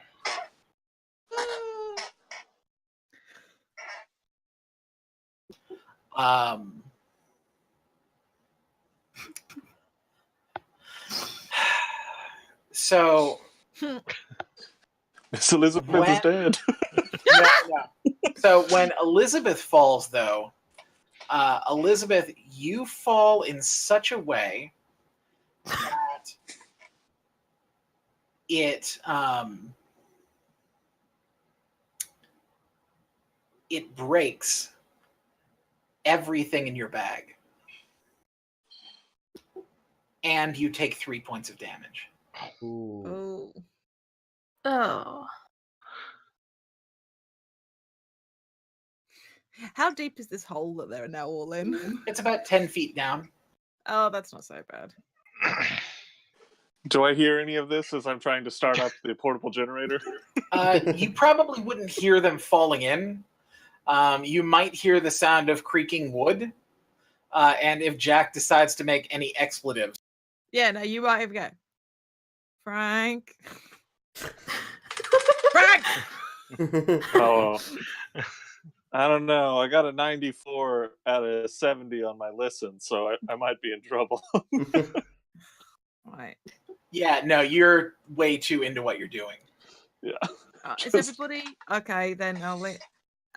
Everybody okay in there? Oh, shit. So as you sort of gather your bearings and look around the area you're in, you've fallen into a part of the basement that was sealed off from the rest. Originally reached by separate stairs, now buried under tons of rubble. Within this room, next to a cabinet, are two skeletons dressed in tattered silk robes. Perhaps they hid from the police and then perished in the fire.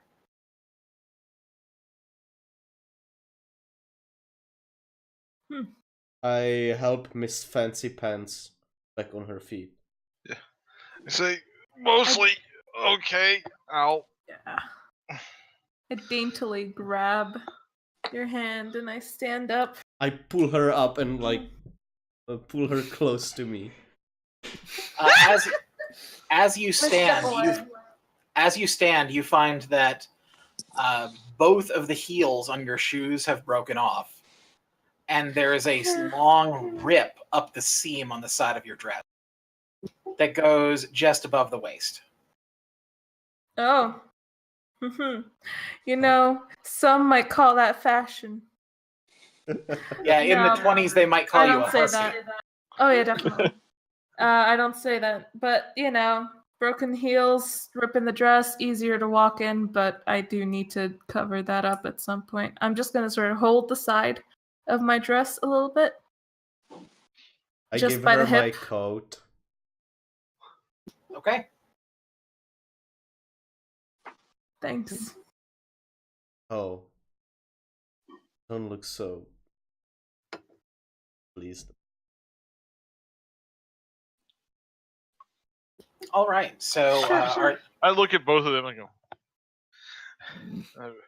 I have. are you going to try and investigate this area? I am going to try and investigate this area. Okay. Then you need to make a spot hidden roll.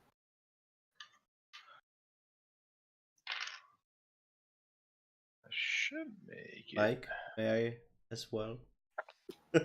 Yeah. Yes, I make. I pass the spot hidden. This Okay. die is being terrible. I pull out a flashlight. Oh, mother I assume I will trucker. need a flashlight. Okay. So you pass the spot hidden first. And as you are looking around, you get down on the floor with your flashlight, and you look underneath the cabinet, and you find a journal and a tome. Are you going to inspect? Mhm. Yes. Years must- of playing Call of Cthulhu versus being in character. Of course, I'm going to inspect the journal and the tome. The musty old journal falls to pieces as you turn the pages, but the name Walter Corbett catches your eye. An entry records that Walter Corbett was buried in the basement of his house, in accordance with his wishes and with the wishes of that one who waits in the dark. Alongside the journal is an enormous volume, handwritten in Latin, but so rotten and worm-eaten that whole sections no longer can be understood. The tome has the name Liber Evonis on the. Does anyone around you read Latin? I was gonna say, does anyone read Latin? I had chosen Latin as my other language. There you go. So you can attempt to read this. Should I use other languages on this? Yes, that would be another language.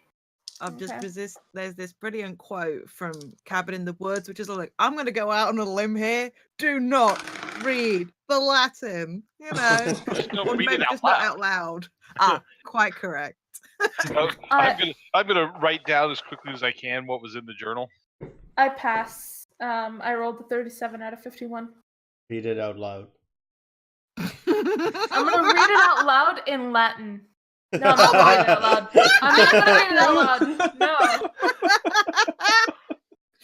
Okay. Bad idea. No. An initial reading of this book will take a minimum of 3 hours.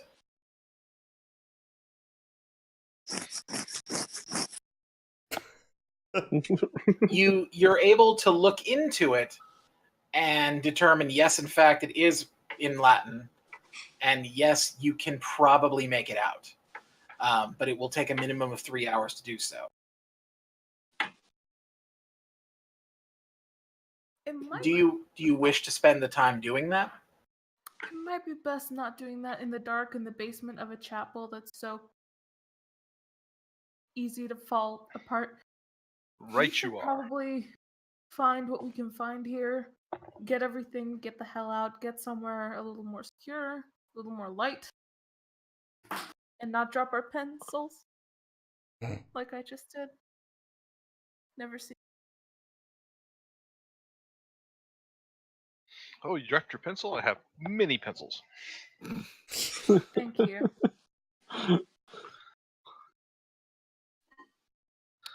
You're muted, Mike. You're muted, Mike. I am needing to take a short recess Okay. in order to go and receive the bus. Mm-hmm. I will allow the lot of you to sort of role play your encounter here at this house until I return, All right. and then we will pick up. Okay. Oh, go get Frank. Frank! Frank! Just cranking a generator. Frank! Frank! Frank! Frank! Yeah, I'll kind of. Yeah. The others fell through a hole in the floor. Could you maybe come and help me get them out of said hole in the floor? Sure. Yeah. Let me just. I'm gonna get kind of like my little microphone recording device. Let me just finish here. Is there anything I can help you carry? I've got. Oh, sure. Yeah. Actually, stuff for everybody. So.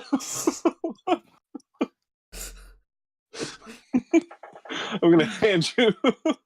I have very noodly arms. I do not look like I can carry much of anything.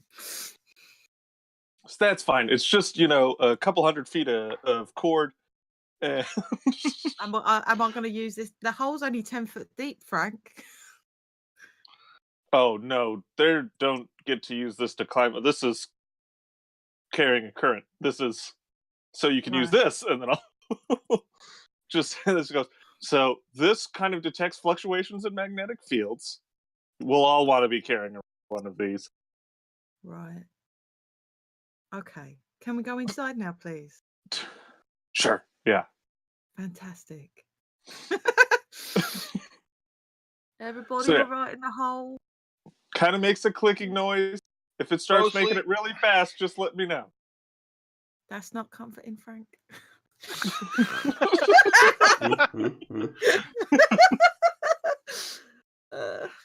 Everybody all right in the hole? Yeah. We found a book. Oh. We found two It's books. in Latin. I don't know what the other one is. I haven't checked it out yet. The pretty one is a bit fucked up. You're fucked up. I'm right behind you. I know. You're hard to miss. Did you give me rope as well as extensive amounts of cord? And you had No, I don't have any. I just have the cord.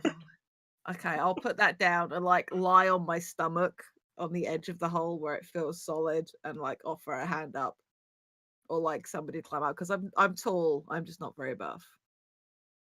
Well, we found this. We found these books. I'm gonna keep looking and see if there's anything else to find.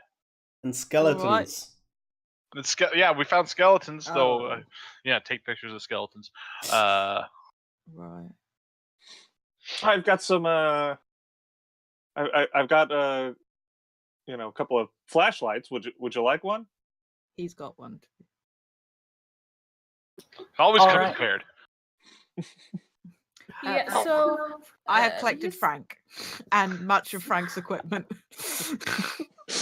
So you said that my stuff in my bag got destroyed when That's I right. landed. Is my bag still in a position where it can carry stuff if I emptied it out? There is a hole in it that's about the size of a baseball. All right. Okay. That's not to say that you couldn't put the books in there, but you wouldn't be able to fit like any smaller item.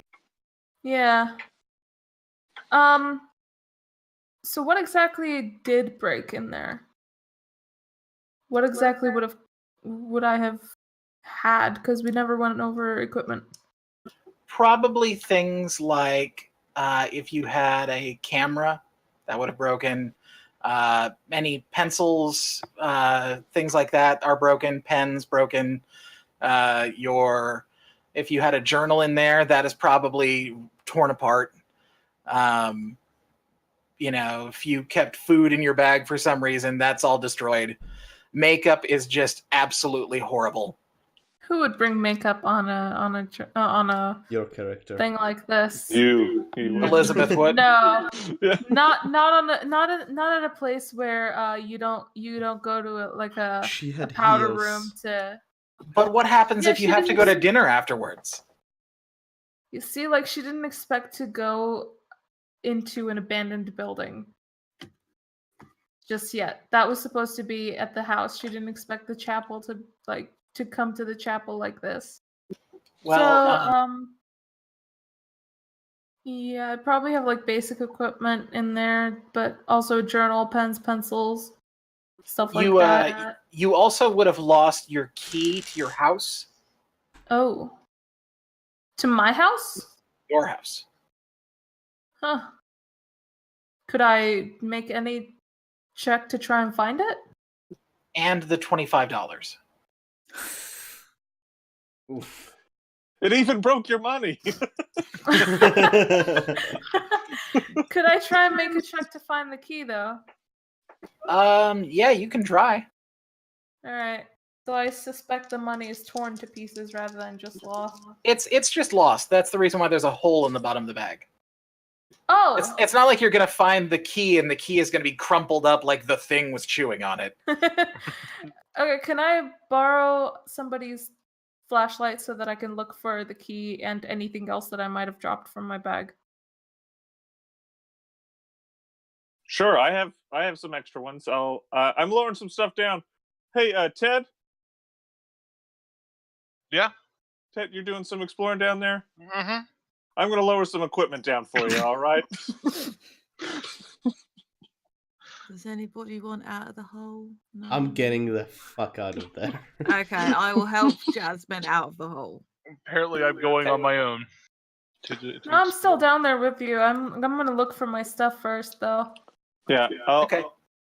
I have a flashlight. I'll kind of shine it down so you can see that when I'm tossing you another flashlight, Okay. Elizabeth. And then Ted, I'll just have the cord kind of wrapped around the thing. It's just this big box, and it just has a little meter on it. Kind of flips around, and just an on-off switch, and it's got a cord running from it. I'll just kind of lower it down. All right, so this detects fluctuations in magnetic field, Ted. All right, so the faster it's clicking, the more intense of a magnetic field you're in. If it clicks really fast, just let me know. Okay.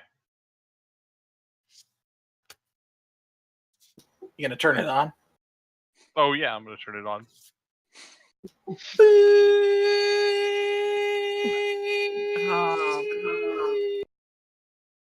Or is it just past clicking, or is it? Oh. It appears to be clicking so fast it sounds like one sharp note. Frank, I think your machine's broken. I'll turn. That's what I say. It's like I think it's broken. I'll turn mine on up here. Is there any difference? It is not clicking at all up there. All right. You should probably leave it on and lower it down, see how it I'll goes. lower it down. Immediately as it gets past the floorboards, it starts doing the same thing. Oh yeah, this is huge, you guys. This is great. All right, so take pictures. We all need to get down there. There are All right. probably Having just, magnets I'm down next to there. you. I'm next to you, having just helped Jasmine out of the hole, and I just look at you like, I'm telling Hey, you. I think there's some stairs over there. Yeah, no, because everything is all blocked up down there. You can make a survival check to try and find your key. Survival? Yes, since you don't have any points in it, you would roll it and have to roll 10 or less. Ooh. Okay. It wouldn't be spot hidden for any reason?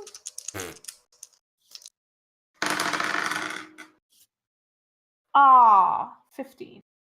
Yeah, no, you don't find it. Okay. Oh.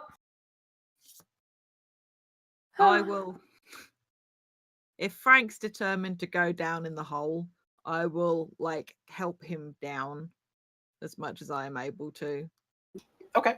So rather than him jumping in, just sort of like you know when you help somebody lower somebody down, like I'll try to do that. Then kick them in the Okay. face and they fall. No. Oh. Oh. I mean, if you wanted to take the smart bet, you could probably back the car up and run the rope through the bumper. We don't have any rope. What are you using to lower him down then? I was literally gonna like take his. It's only a 10-foot drop, It is. so I would like 10-foot. Like I would lean on the edge of the hole and let him slide, and then I'd take his hands and like let him drop the rest of the way. Okay, So- that's cool. Jade, make a luck roll. Yeah. All right. Nope. So you take Frank by the hands and lower him down, and as you get to where you're just about prone, there is a rat that scurries right across your arms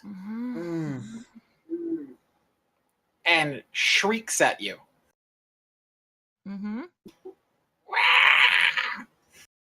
Or what rats? If I was to let go of him at this point, how far would he drop? 8 feet. All the way? Like if he was... Okay. Wait, so 10 feet down is the whole hole, as it were. So if I had somebody by the hands and they were hanging down...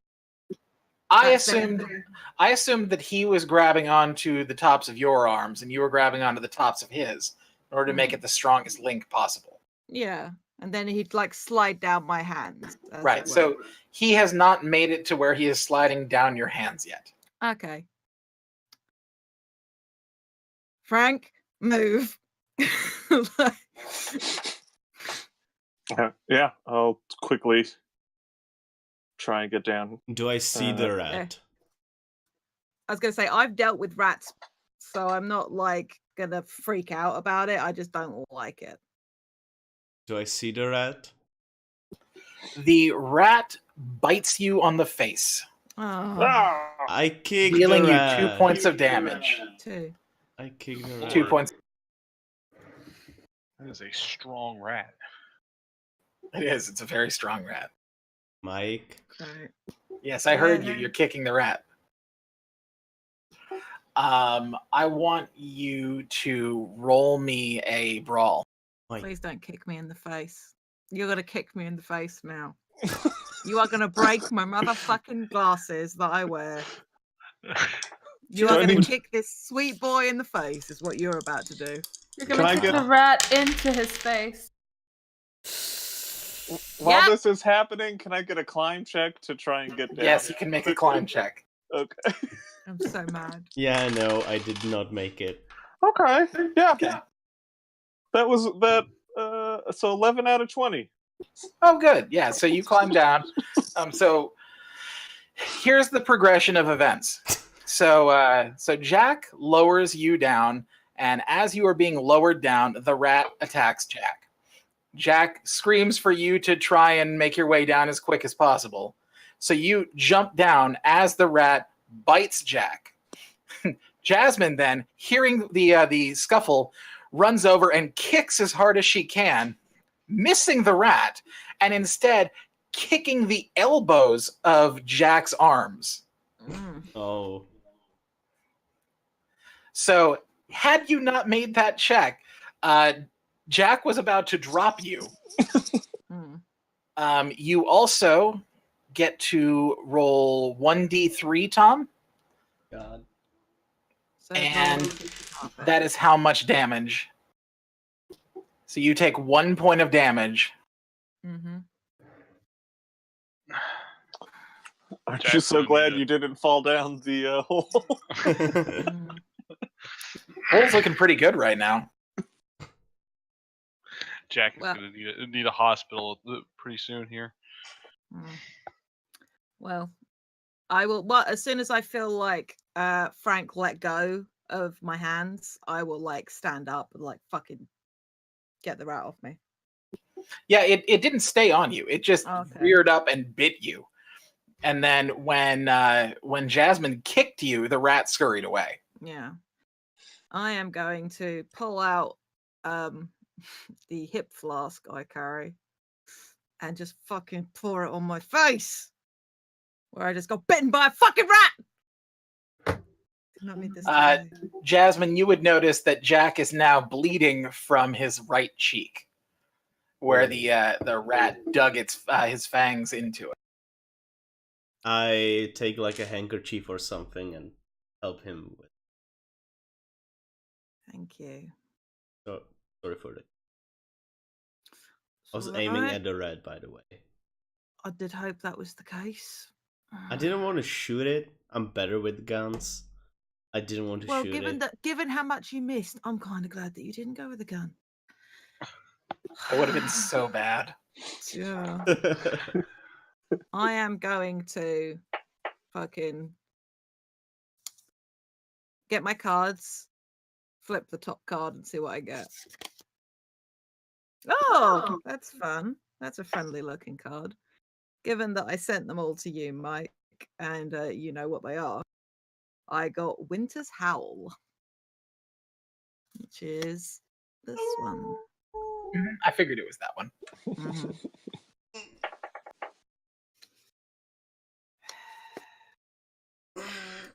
I just look at it and go, Yeah. figures. You pull the card, and you feel this sort of ominous feeling. Yeah. There is some sort of darkness hiding right below the surface of everything you look at. Probably the shadow. You feel the same type of feeling that an antelope feels when there is a lion about. Right?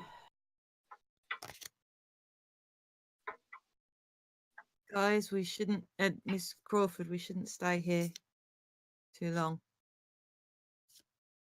It's not good. Yes, and as you reach the bottom, Frank, you get there and find that the equipment seems as though it's working properly. Investigating around there, you can't find the source of what is setting this off.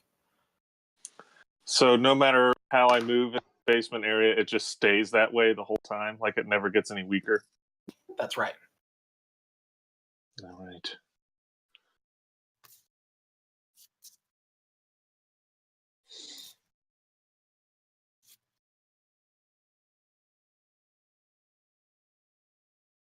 Is there anything else you want to do down here? I was going to make sure there wasn't anything else to be found down here other than the books. No, you made a successful enough check when you were spotting hidden before that you didn't find anything else in the room. Okay. I mean, nothing of interest. Okay. But we did find at least what used to be the stairs up there that were You did. covered up. The stairs were just collapsed. Okay. All right. I say, well, I think we've done all the good we can do down here. We should probably head back. There were bodies down here? Is that what? Yeah, there are two Yeah. skeletons dressed in tattered silk robes. Huh. Well, I wonder if... So, disturbances down here. Can I roll a physics to see if I would to kind of gain a little bit on the workings of this electromagnetic field that seems to be very oddly confined to this space? Sure, go ahead and make the roll. Ah, I dropped the most important one of the die. So. Okay. 59 out of 70. So you would know that this this could be occurring for several natural reasons, and is not necessarily something that is completely out of the ordinary. Mm. It's something that's more so. It is odd, but it's not something that it immediately points to something that is otherworldly. It's far more likely that you're near like a tin vein or something like that. That's the way that your role convinces you, because they naturally give off an electromagnetic signal. All right. So. Since you are in the basement. Mm-hmm. Well, after this is all done, we might have to check some geological surveys, see if there's any known veins of magnetic metals down here. Makes sense. Makes sense. So, Unless it's not Yeah, it's not metal. are Could be you something else. are you going to investigate anything else down there? Or are you going to? I want to really look at these bodies a lot more, but they've already kind of been dead. I want to leave. Okay, so you're going to climb out. I'm gonna call out to who's still up there. Who's Jasmine Jays. and The all right, Jays. the Jays. I'm gonna call out. Hey, could one of you lend me a hand? I need to get out of here, please. How did you get me up before? I did the reverse of what I did to get Frank into the hole. Like leant over the edge, lowered my arms, and then helped you up so you could and then pulled up. Yeah, I'll help Elizabeth. All right, I've got my bag. I'll keep an eye out for rats. All right, I got the damaged bag over my shoulder so that it doesn't fall, and I grab Jasmine's hands to get up. Okay. Yeah, you get up without any problem. Okay. The skeletons are not of any real interest. There's nothing special about them. They're just skeletons. You do find that one of them, the silk robe that they're wearing, has the same symbol as what you found on the wall, though. I'll take a picture. Okay. Do I get that same headache? You do.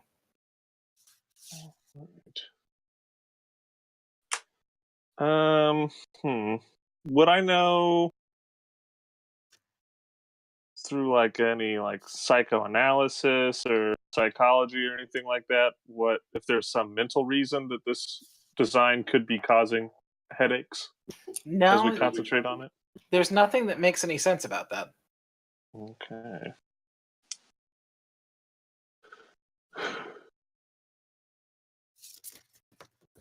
And these are just bleached skeletons, right? Oh yeah, they're like bones, like just bones. On the way out, I want to take one of the skulls with me. Okay. Sample. Fucking college kids. Can't take them anywhere.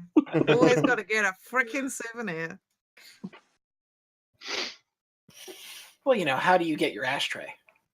I'm not saying it's in good taste. I'm just saying. So,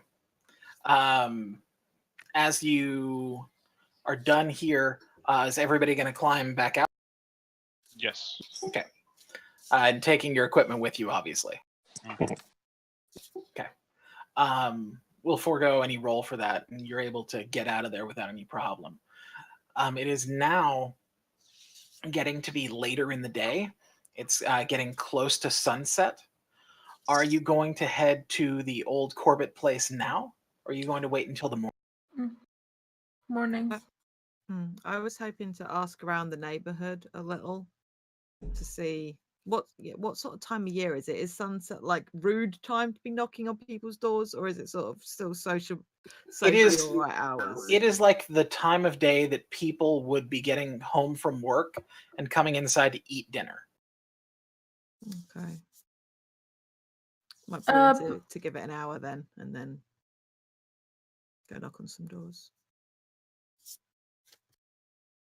Before we leave the chapel, though, we only searched the floorboards in which we fell through. Was there anything else whatsoever on ground level? No, it's just a lot of burned out wood. Okay. All right. As we get out of the magnetic field detectors, they stop again. Yeah, they're all working properly. I'm gonna bring one by the skull a few times. It appears to be fine. What about the symbol outside on the wall? Yeah, I'll bring it up to the symbol. Totally fine.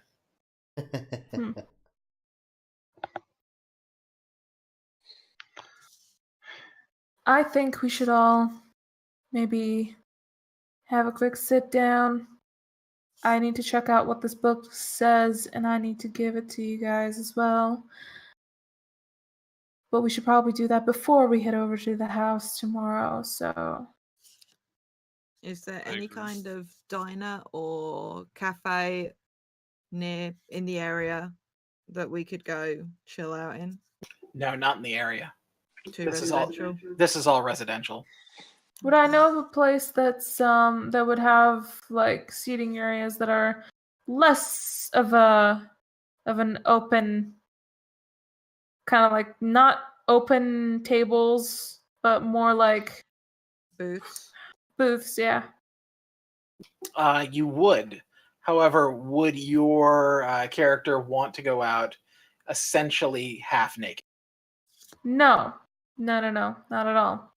I'm just wondering if I know of a place, because then we can sort of reconvene there and go over everything. Yes. So you know of two places that stand out to you. There's the Black Curtain Room, and there's the Ritz. But not the Ritz.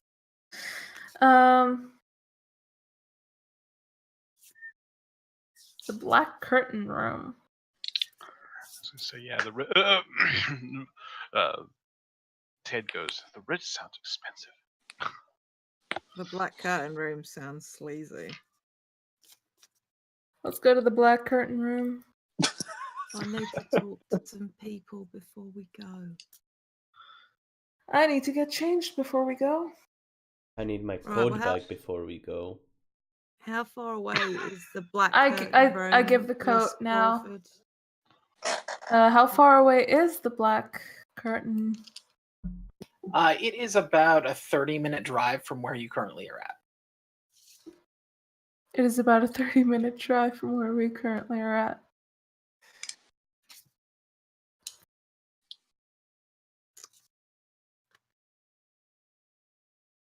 If you want, you go ahead and talk to some people. I'll go make sure this bag is carried, this book is carried in something a little bit more secure, and get changed while I'm at it. And then we can all meet at the Black Curtain Room. How's that sound? Black Curtain. What was it? Black curtain room. Room. I was right, okay. Sounds good to me. So immediately my thought is we'll need to get a cab for everybody. Mm-hmm. So we'll have to call one. Are there phone booths anywhere nearby? Any of these? There are not. They don't keep phone booths in residential areas in this part of the city.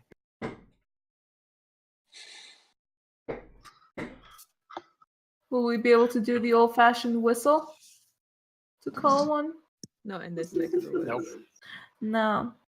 We're gonna have to go to someone's house. Yeah. Can I borrow your phone? Do you have a telephone? That's Yeah, assuming these are wealthy enough homes to fucking have a phone. Do you have a telephone? No, I mean it's It's only 1920. Yeah, not everyone's going to have one. Hmm. well. Look, We why could. don't I could stay? Somebody could stay with me. Frank, maybe you could take Miss Crawford home wherever it changed, and then I don't know, come back. Do you mind ferrying people about a little bit? I mean, I can. I'll keep an eye out for some kind of phone booth along the way, or a taxi, and we can send one to pick you up. Yeah, we can send one over. And one of you just keep an eye out in the area just to flag it down when it gets here. Sure. So, I'm going to leave. I'm not going to leave everything, but I'm going to leave a little bit of some of my equipment here, some of my audio recording stuff. I'm like, if you could just lower this microphone down into that hole and just let it record until someone comes to pick you all up. Frank, I'm not going back in the fucking chapel.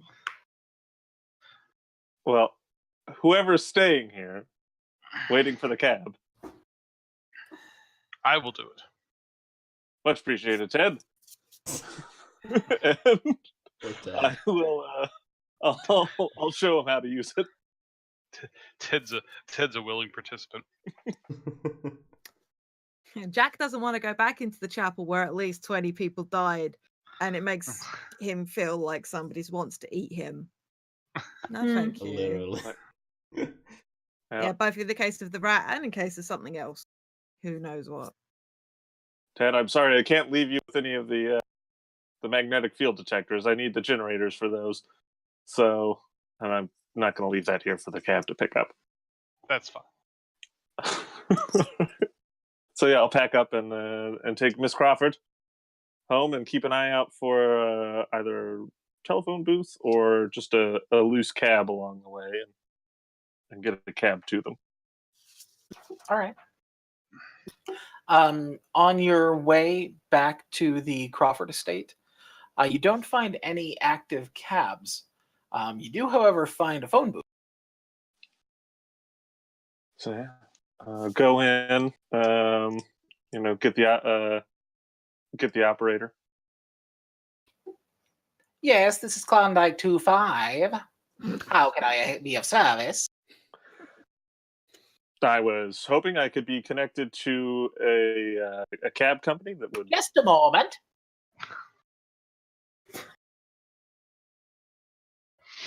All right, sir. You have been connected with the Sunnydale Cab Company. Much appreciated. Thank you, miss. Much obliged. Hey, so what you need tonight, eh? So I'll just say well, hello there, sir. There's a few people need a ride at, and I'll give you the address of the chapel. Yeah, I don't pick up anybody that far out of town. Do you know a number of anyone who would? Tonight? Not on your life. Why not tonight? Because the ballet's in town, stupid. Everybody that's want to make a dime is out there in front of the ballet tonight. Oh, okay. Very nice. Promise them a lot of money. Well, if you know anyone who may be willing to do that, I'm confident that there's $5 waiting for you. 5 bones? To pick you up in front of a dirty old building? As you said, that's kind of desperate times call for desperate measures. You can hear him put a hand over the phone, and there's some mumbled conversation.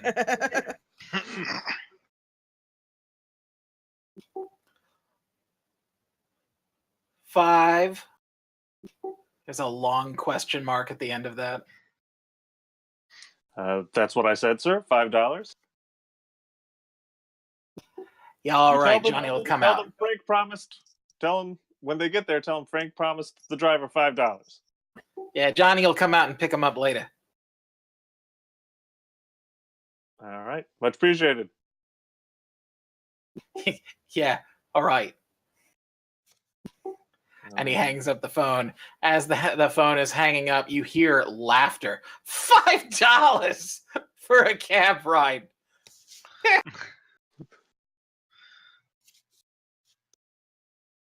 Yeah, I'll hang up the phone.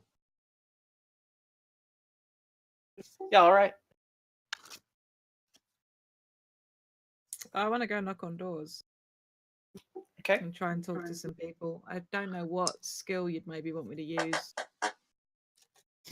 for it, just to see if anyone's willing to talk to me. We'll call it persuade. Sure. I'm okay at that.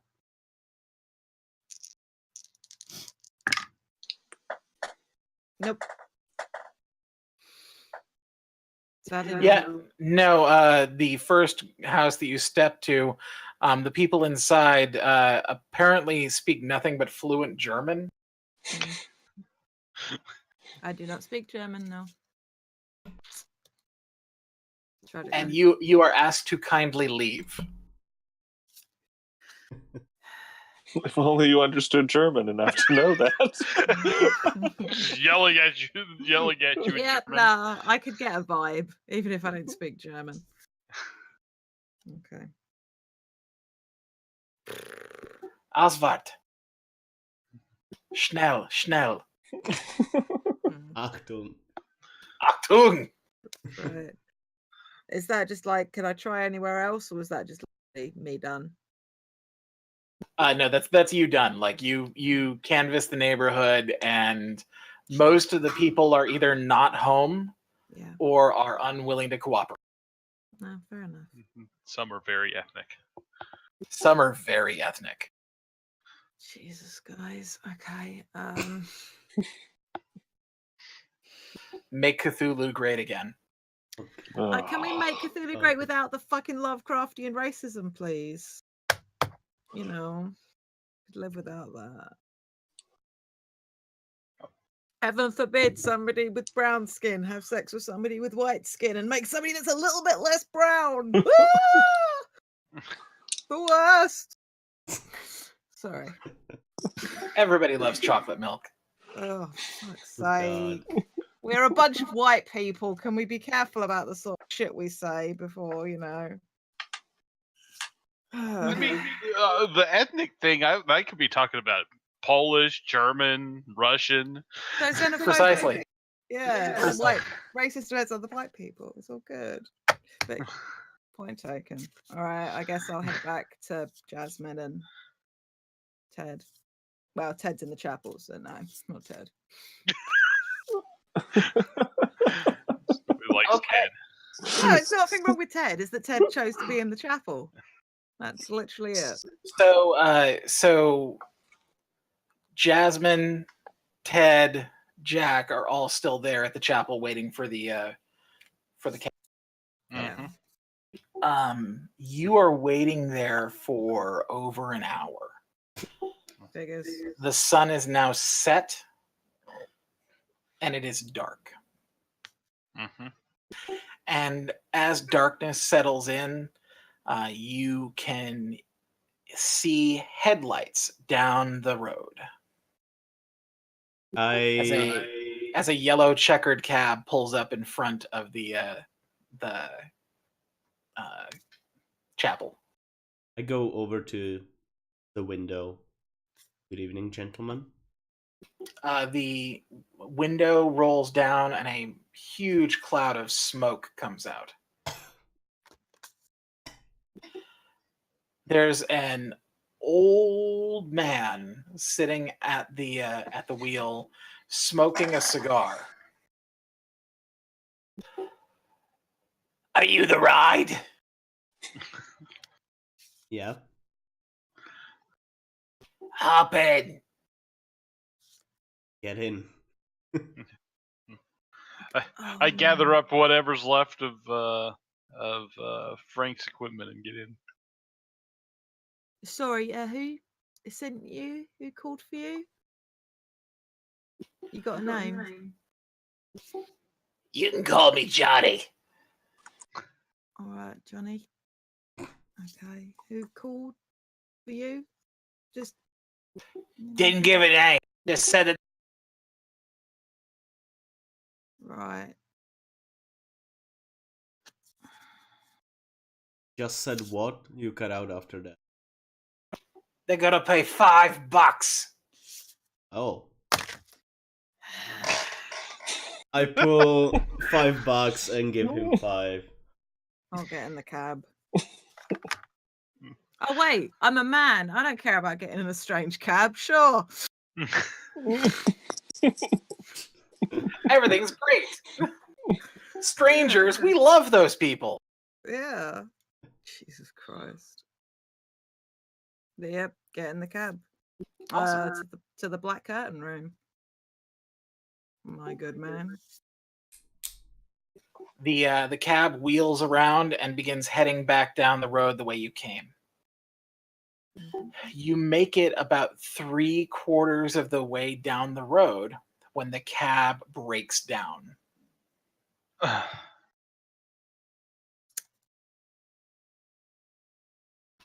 Johnny gets out of the cab and walks to the front of it and throws the hood open. And you see a huge plume of smoke and a gout of fire come off the engine. He comes out, soot all over his face, coughing, cigar still clutched in his teeth.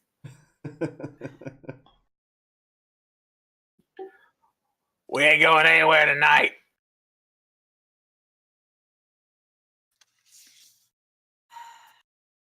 You look over and you find that you are, in fact, in front of the old Corbett house. Go figure. How convenient. Well, guys, I guess I know where we are staying. At least there might be a phone in there. We could call the others. And we got the keys.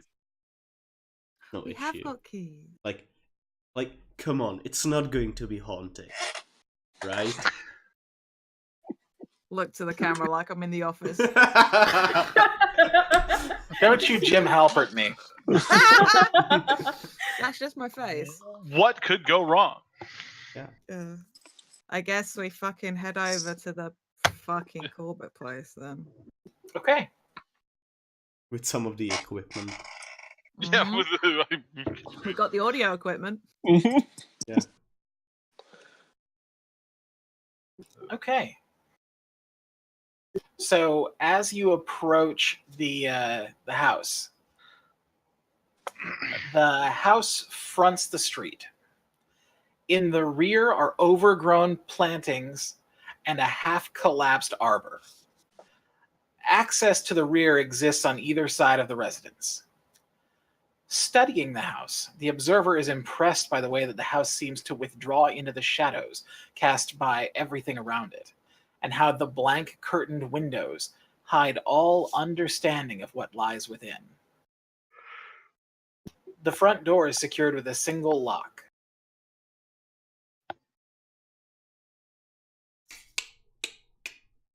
You got your flashlight there, Ted.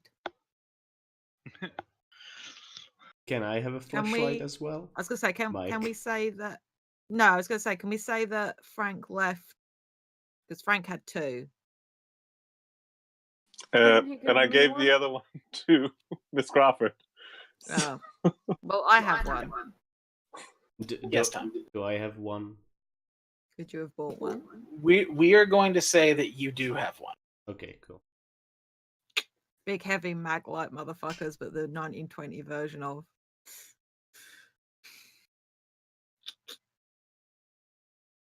All right. You're going to unlock the door then? Yep. Okay. Yeah. As you unlock the door, you feel the weight of it give way as the whole thing sort of swings in.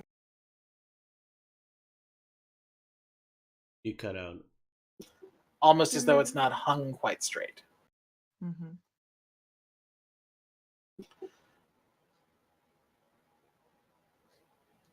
As you walk in through the door, you find a long, narrow hallway that is covered in about 6 inches of dust. You find a set of double doors to your right and a single door to the left. And that's what you can see immediately given the light from the street. Yeah. Turn on flashlight and just kind of see if maybe there's a phone in the Lobby. lobby. Yeah. You do find a phone. It is sitting on a side table next to what looks to be the wilted remains of a bouquet of flowers.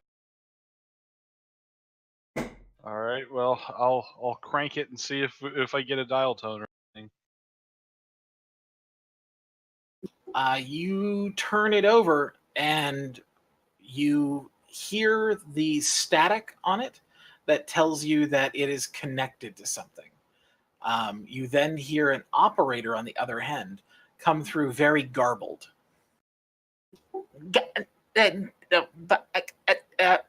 Out. I click the thing a couple times to see if I can get a better signal.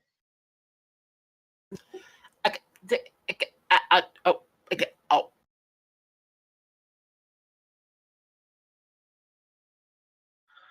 Say, does anyone speak garbled nonsense?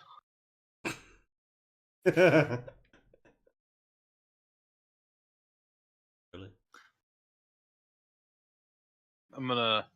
I guess I'm going to look and see, look at the cable and see if there's anything frayed on the cable. Okay, yeah. You investigate the cable more closely. The one that goes to the earpiece seems to be perfectly fine. Old, but fine. The one that goes from the phone into the wall has been severed. Of both pieces there. I say. So I pick up the I'm assuming it's like the stand-up deal with the like. Mm-hmm. Yeah, that's exactly it. So I pick it up and see that it's the wire that should be going to the wall is just hanging there. Yep. I look around and say, well, Frank would say that this is haunted. It's just unlucky. Is Ted going to put that in his notes that Frank would say this is haunted? Yeah. I say I heard static and connect and like his connection. I put it down and back away.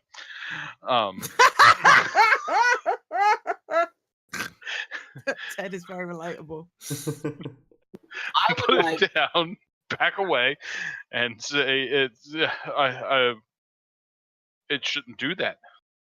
I would like Ted to make a sanity roll. Yay! First sanity roll. I fail the sanity roll. Starting strong. You fail the sanity roll, and so this seems like something that isn't out of the ordinary. This seems like something that it's like, oh, well, maybe It's wireless. maybe it's one of those Yeah, cordless maybe it's ones. wireless. So maybe it's wireless. What? I mean, at this point, Edison and Tesla have already shown off wireless power. Maybe it's one of those things. Yeah. Wow. They had wireless phones here in 1918. That's amazing. Technology, man. I say with a crazed look in my eye. I'm gonna shine my flashlight around to see if there are any like light fixtures that could maybe be switched on. The fuses might be out, but if there are any lights, I'm gonna try. They within this home, there are light fixtures. However, they are not electric; they're gas. Okay. Is there one nearby that I could try and light? Sure. Right, Jade doesn't know much about gas lighting, but like Jack would carry like matches and stuff if you need. I assumed as much. Yeah. But yeah, I guess I'll turn to see if the gas is coming through, and if so, light it up, light up the lantern. Yeah, the lantern. There's no gas coming through. Okay. I'll Likely turn for it safety procedures because nobody's been in this house. Okay, I'll turn it back off. Okay. We should try to find a fireplace or something like that. I don't quite fancy sitting around with just flashlights. Should we try the single door? See what's through there. I'll So you're go gonna go try through the the single- single door. Yeah, we'll try Okay. the single door. Okay. So the room is filled with boxes and junk, such as rusted water tanks and old bicycles. At the right end of the room is a cupboard boarded shut. No fireplace, nothing like that in there. Not in Just like here. a junk room. Try the double doors instead. This room contains conventional furnishings: a radio, couch, stuffed chairs, and shelves laden with gewgaws. You cannot help but notice the unusual quantities of crosses, images of the Virgin, and other Catholic artifacts. Oh, Interesting choice Jesus. of decor. No, that's Mary. Oh. There are cobwebs hanging from the ceiling. There are spiders that you can see crawling along the tops of the walls. Not a large amount of them, but a couple. A rat scurries between your feet and out the door. Any kind of fireplace in that one? There is no fireplace in this room. Any books we could light on fire? Also, what's a gig? Like Like a Guga or yeah, so it's like a knickknack, Okay. like a collectible. Mhm. Okay. Because I'd never heard that word before. Okay. Yeah, no, you don't find a lot of books. You do, however, find that there are a lot of pieces of art in here. They look like they're faded, worn out. Several of them, it looks as though the faces have just rubbed completely off. Just the faces. Yep. Can we leave the creepy room, please? of course. With the faceless art and all the crosses. Close the door. Inside this room, there is an open corridor that would lead into the next room. Okay, so to confirm, as we came in, it was a long hallway with just a door on the left, which we've checked, and a door on the right. Was there nothing else on that first hallway? There were two more doors further down on the left that you would not have seen unless you used your flashlight. Okay, well, we did turn on the Right. flashlights as we stepped inside. Yes. Yeah. So through that door through there, or do we carry on down the main corridor? We're already in this room. Right. We'll carry on that way. Okay. So you're going into the next room adjacent? Yes. As you move into the next room, you can hear creaking floorboards from upstairs. This room is the dining room, complete with a long mahogany table, a built-in sideboard, and 7 chairs. 3 places are set and unused. Scraps of rice soup rot in a tureen. Do we know how many members of the Macario family there were? There were Was that- 5.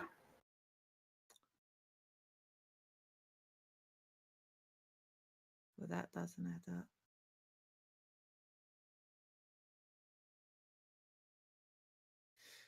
Is there any other doors out of the dining room or just the one we came through? Is there like one that goes back onto the Yes, hallway? once you reach the dining room, there is another door that appears that it leads into a kitchen. Mm-hmm. Is that the only other door in here? Yes. Okay. Yeah, this room does not lead back out to the main hallway. Okay. Say maybe the kitchen has a working phone. Or a fire at least. Yeah. There is a fireplace in here, Oh, in the dining room or in the kitchen? in the dining room. Okay. Okay. Duly noted. Are you heading onward into the kitchen? Sure. Feel free to cut away to Frank and Elizabeth at any time. Yeah. Oh, I'm going to. Okay, cool. A conventional kitchen with icebox, wood-fed stove and oven, plus a meager larder. Some of the foodstuffs may be edible. There is canned soup and meat, rice kernels, several pastas, and a few bottles of homemade wine. The produce, which is not spoilt, has been eaten by rats, judging by the spoor left behind. Is there any I- kind of... Sorry, you go. I take the wine and open it. Okay. It smells sweet. I taste it. It tastes very good. Good wine. There is another door in here that is closed, that is on the right side of the room for it to lead into the main hallway. But other than that, that is the only other entrance or exit from this room, aside from the dining room. Is there a stack of wood for the stove? Yes, there is. Shall I get this stove lit then? Certainly. Say of course. Yeah, get a fire Maybe not going. of course. I say sure. That would be a survival check. It would. It would. But I offer everyone the wine. Oh yeah, I'm drinking some wine. I'm so good at survival. Nope. Can't light a fire for shit. Apparently. Yeah, you find it very hard to light that fire. Can I I guess try? I'll have s- Sure, anyone here can try. Also, where the fuck is... It's 10 unless you have it as a skill. Yep. It's one of the other skills. I got a 10 or no, I got 100. Never mind. What, Yeah, all I got a zeros? 100 as well. All zeros. No, Dang. 10 and a 0. Oh, I got a 10. So that's 10. So that's Yay. 10. So wait, Kurt, did you say you got 100? I got 100. I got 3 zeros. Okay. Oh no. I got a 10. I'm helping. Okay. So here's what happens. Jack Stove fails at blows up. Jack fails at making the fire. Jasmine insists that she's been making fire since she was a little girl. Let her handle it. And moves in and immediately is able to get the logs lit inside of the stove. Ted Ted says to himself, well, a little fire is good, but a lot of fire is definitely better. Oh, God. And takes a mouthful of wine Oh, and Lord. sprays it at the Oh. fire, Oh no. which erupts all around the stove, snuffing out the flame and burning back to Ted's face. Ow. Bye-bye eyebrows. Yeah. Take 3 points of damage Ow. as your face is burned. I take the wine back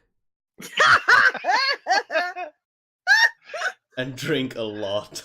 You did 3 Yeah. points? I will also have 3 some. points. 3 points? All right.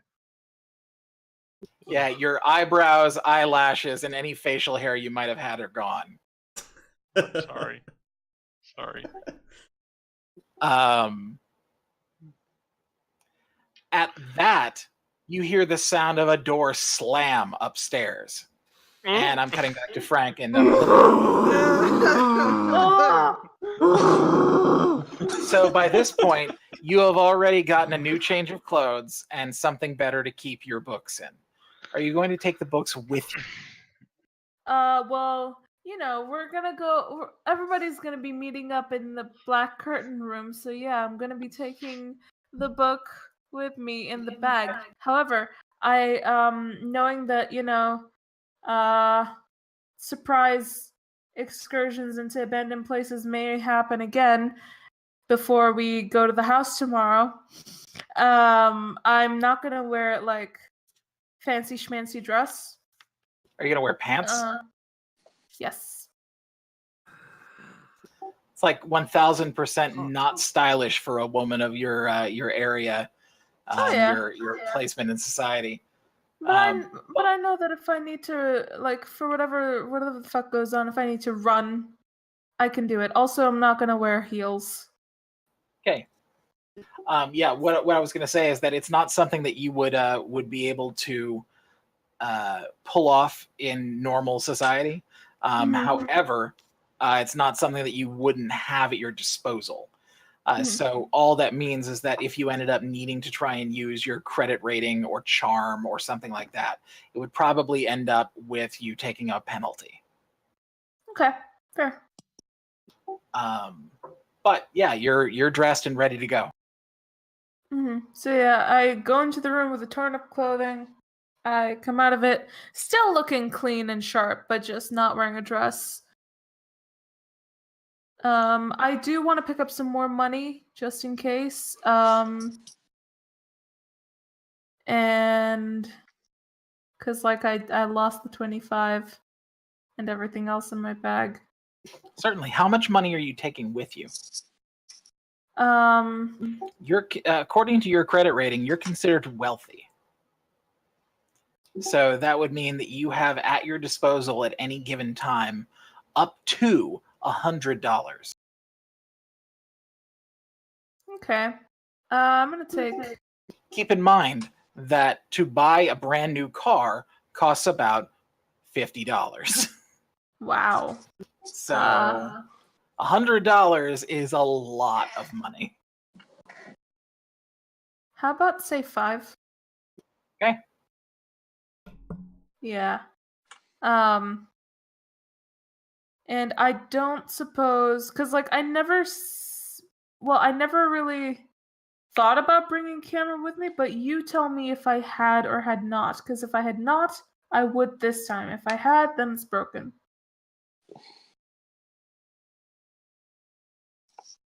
Sorry? I said we'll leave it up to chance.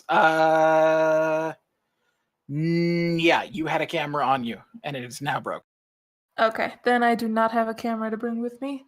So, yeah, I just bring a new, better bag, with the book in it, and like I keep it strapped and everything. I also pick up a new, journal and a couple pencils. Okay.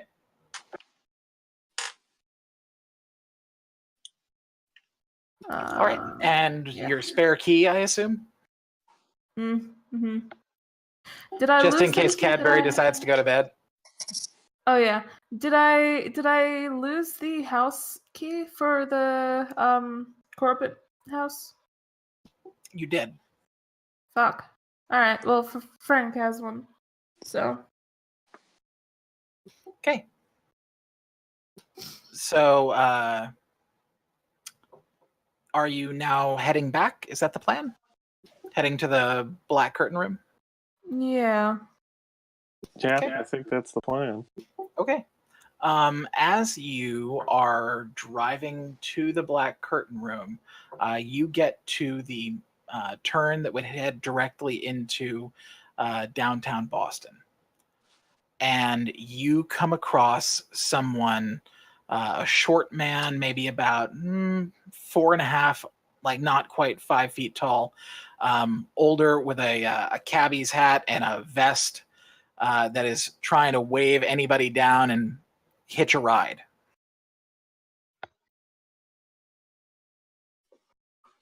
Yeah, I'll stop.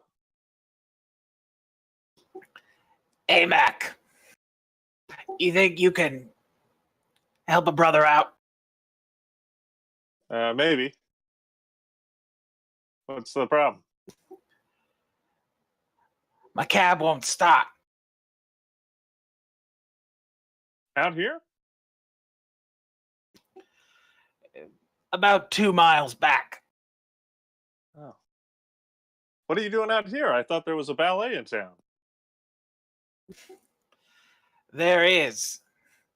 Some no good Nick decided that they were going to send me on a wild goose chase for $5 I'm never going to.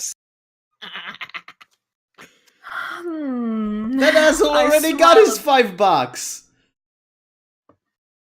I smile a big smile, and I look at Frank.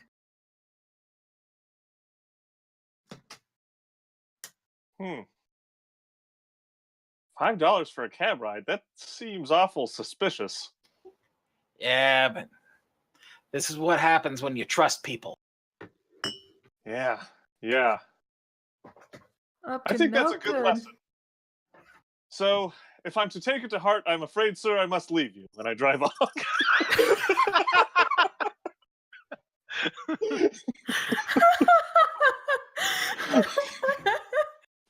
Are you really going to do that? Because that's priceless. Yeah, absolutely. And I'll start going to where he said his cab broke down.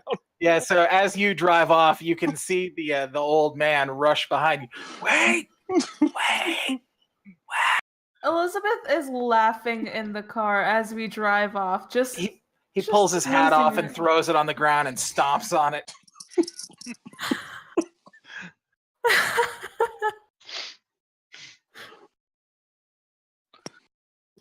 Well done. And you make your way to where the cab is stranded in front of the Corbett house. The door wide open. I'm going to take a look at this cab. It definitely looks like the engine is just blown. Yeah. Does it have the stuff in it, though? It does. So I know a little bit about mechanical repair. I want to see if I can tell what went wrong with it. Okay. No. No, you don't know enough about engines, apparently. Okay.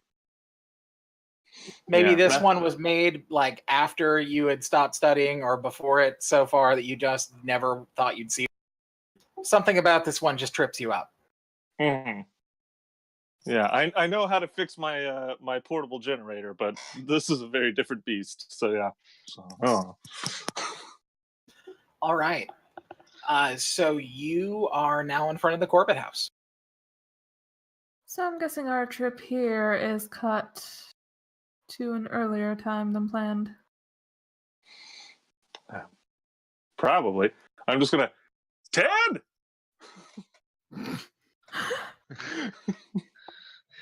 I love this Yeah, group of so from inside of the Corbett house, you hear Frank. echo through the house, not in his normal voice, but in one that seems distorted by the amount of space that it had to go through to get back to you in the back of the house. It's very wispy and echoey. How long after? How long after the creaking upstairs and the fire incident is this? And the door slam. This is almost immediately after the door slam. I take So out it's my just gun. gonna- I take out my gun. Yeah. Look, maybe it's them. If there's no response, I'll reach inside the cab and start honking the horn. Just be like, "Are you guys in there?" I'm just gonna go. I'm not going to yell. I'm going to go back out towards the The front door. Because front we door. know Yeah. there's a door, there's a door out of the kitchen onto the main hallway. That is Right. correct. Yeah, I Okay. follow Ted. Yeah. I'm just going to go through that door and go right out to the main hallway. Okay. And it's Let me straight. describe what you see as soon as you get on the main hallway before you get down there. Okay. So as you get out in the main hallway from the kitchen, you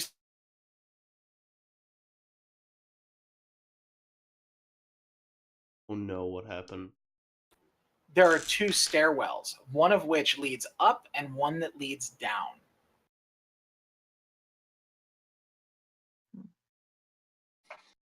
Okay. Everything just fucking froze for me. Yeah, no, it's all fine. Still running. Okay, so you make your way to the front door. Mm-hmm. So Frank, Walking- there's someone alive. There's someone living in. Walking by two open doors in this hallway. The first one, as you walk past it and peer inside, is a mud room. Here hang overcoats, galoshes, hats, and umbrellas. Several bags of coal for the living room's freestanding stove are here. You notice that the side door is secured with 3 bolts and 2 locks. So there is a door here that leads outside. Okay. And then continuing further onward, the next room you reach appears to be another storage room. The room contains old furniture that might be broken up to burn in a wood stove. Okay. And then you pass by the first door that you had gone through, and then the front door. And once you reach the front door, you find Frank is leaning on the horn, yelling, "Ted! Ted! We're here, Ted!" Shut it up. I'm like, "Oh, okay. I just wanted to make sure you were here." Go to my Model T. Are the other two of you heading after Ted? Yep. I was hanging back. I want to pull 3 cards Okay. and lay them on the side. All right, one thing at a time. First, Jasmine. Yeah. As you make your way into the hallway and watch as Ted steps outside, the front door closes. You then hear shuffled, rapid footsteps running up and down the stairs to the basement. Immediately turn around. The torch, like, here as my gun is here, basically like holding it like that.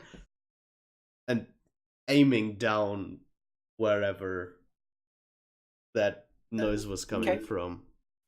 Yeah, it's definitely Yeah, exactly. it's definitely going down the stairs. Are you going to follow the noise? Jack? Jack? Yeah. So Jack, you're going to draw 3 cards. Yep. Tell me the 3 cards you're drawing. Okay. Moonfall. Okay. I'm just checking what I named them. Moonfall. The Rabbit Hole.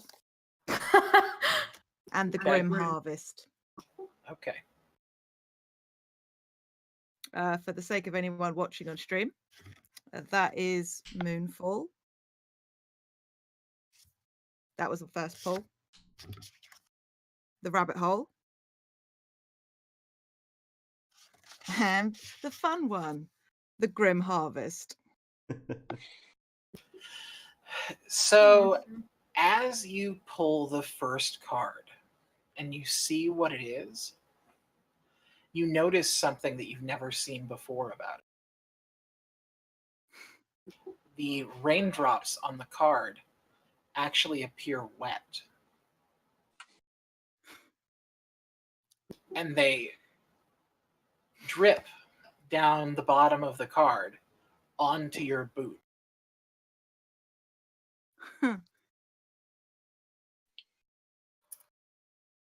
You pull the second card, and you get this feeling that something is pulling you further inward towards something that you need to know more about. Mm-hmm. And then you pull the third and final card. And as you do, that's when you hear the rapid succession of feet running through the house.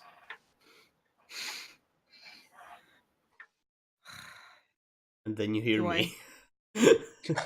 Is that when I then hear? Yep, that's when you hear Jasmine. I will scoop the card. Yeah, because I literally turn them over in my hand. I'll shuffle the 3 cards back in and put them in my pocket and then go after Jasmine.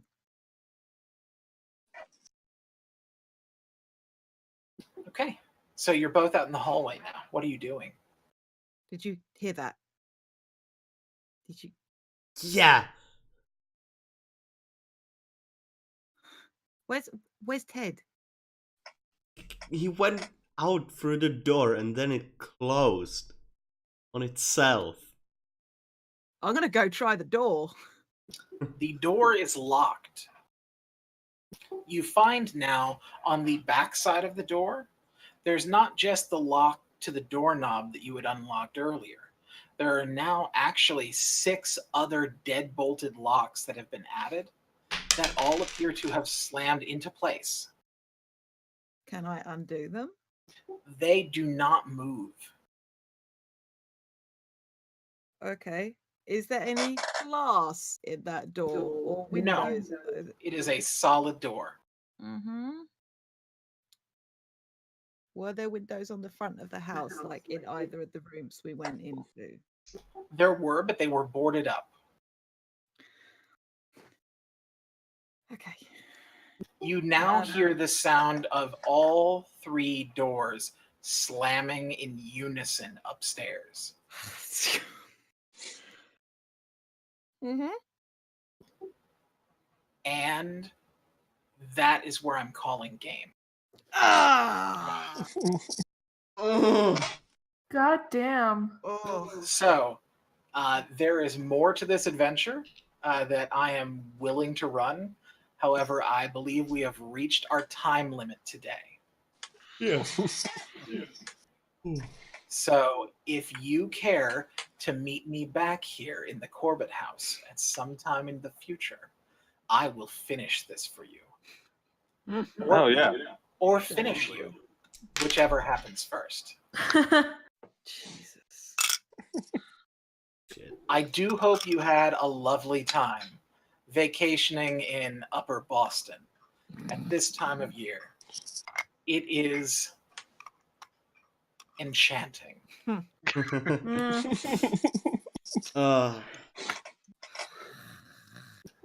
I hope everyone has a wonderful, wonderful holiday. And you make sure that the treats that you collect are not tricks for the future. Be safe out there. Something's always watching. Bye, everyone. Bye. Halloween. Bye. Happy Halloween. Happy Oh. Halloween. Uh-huh.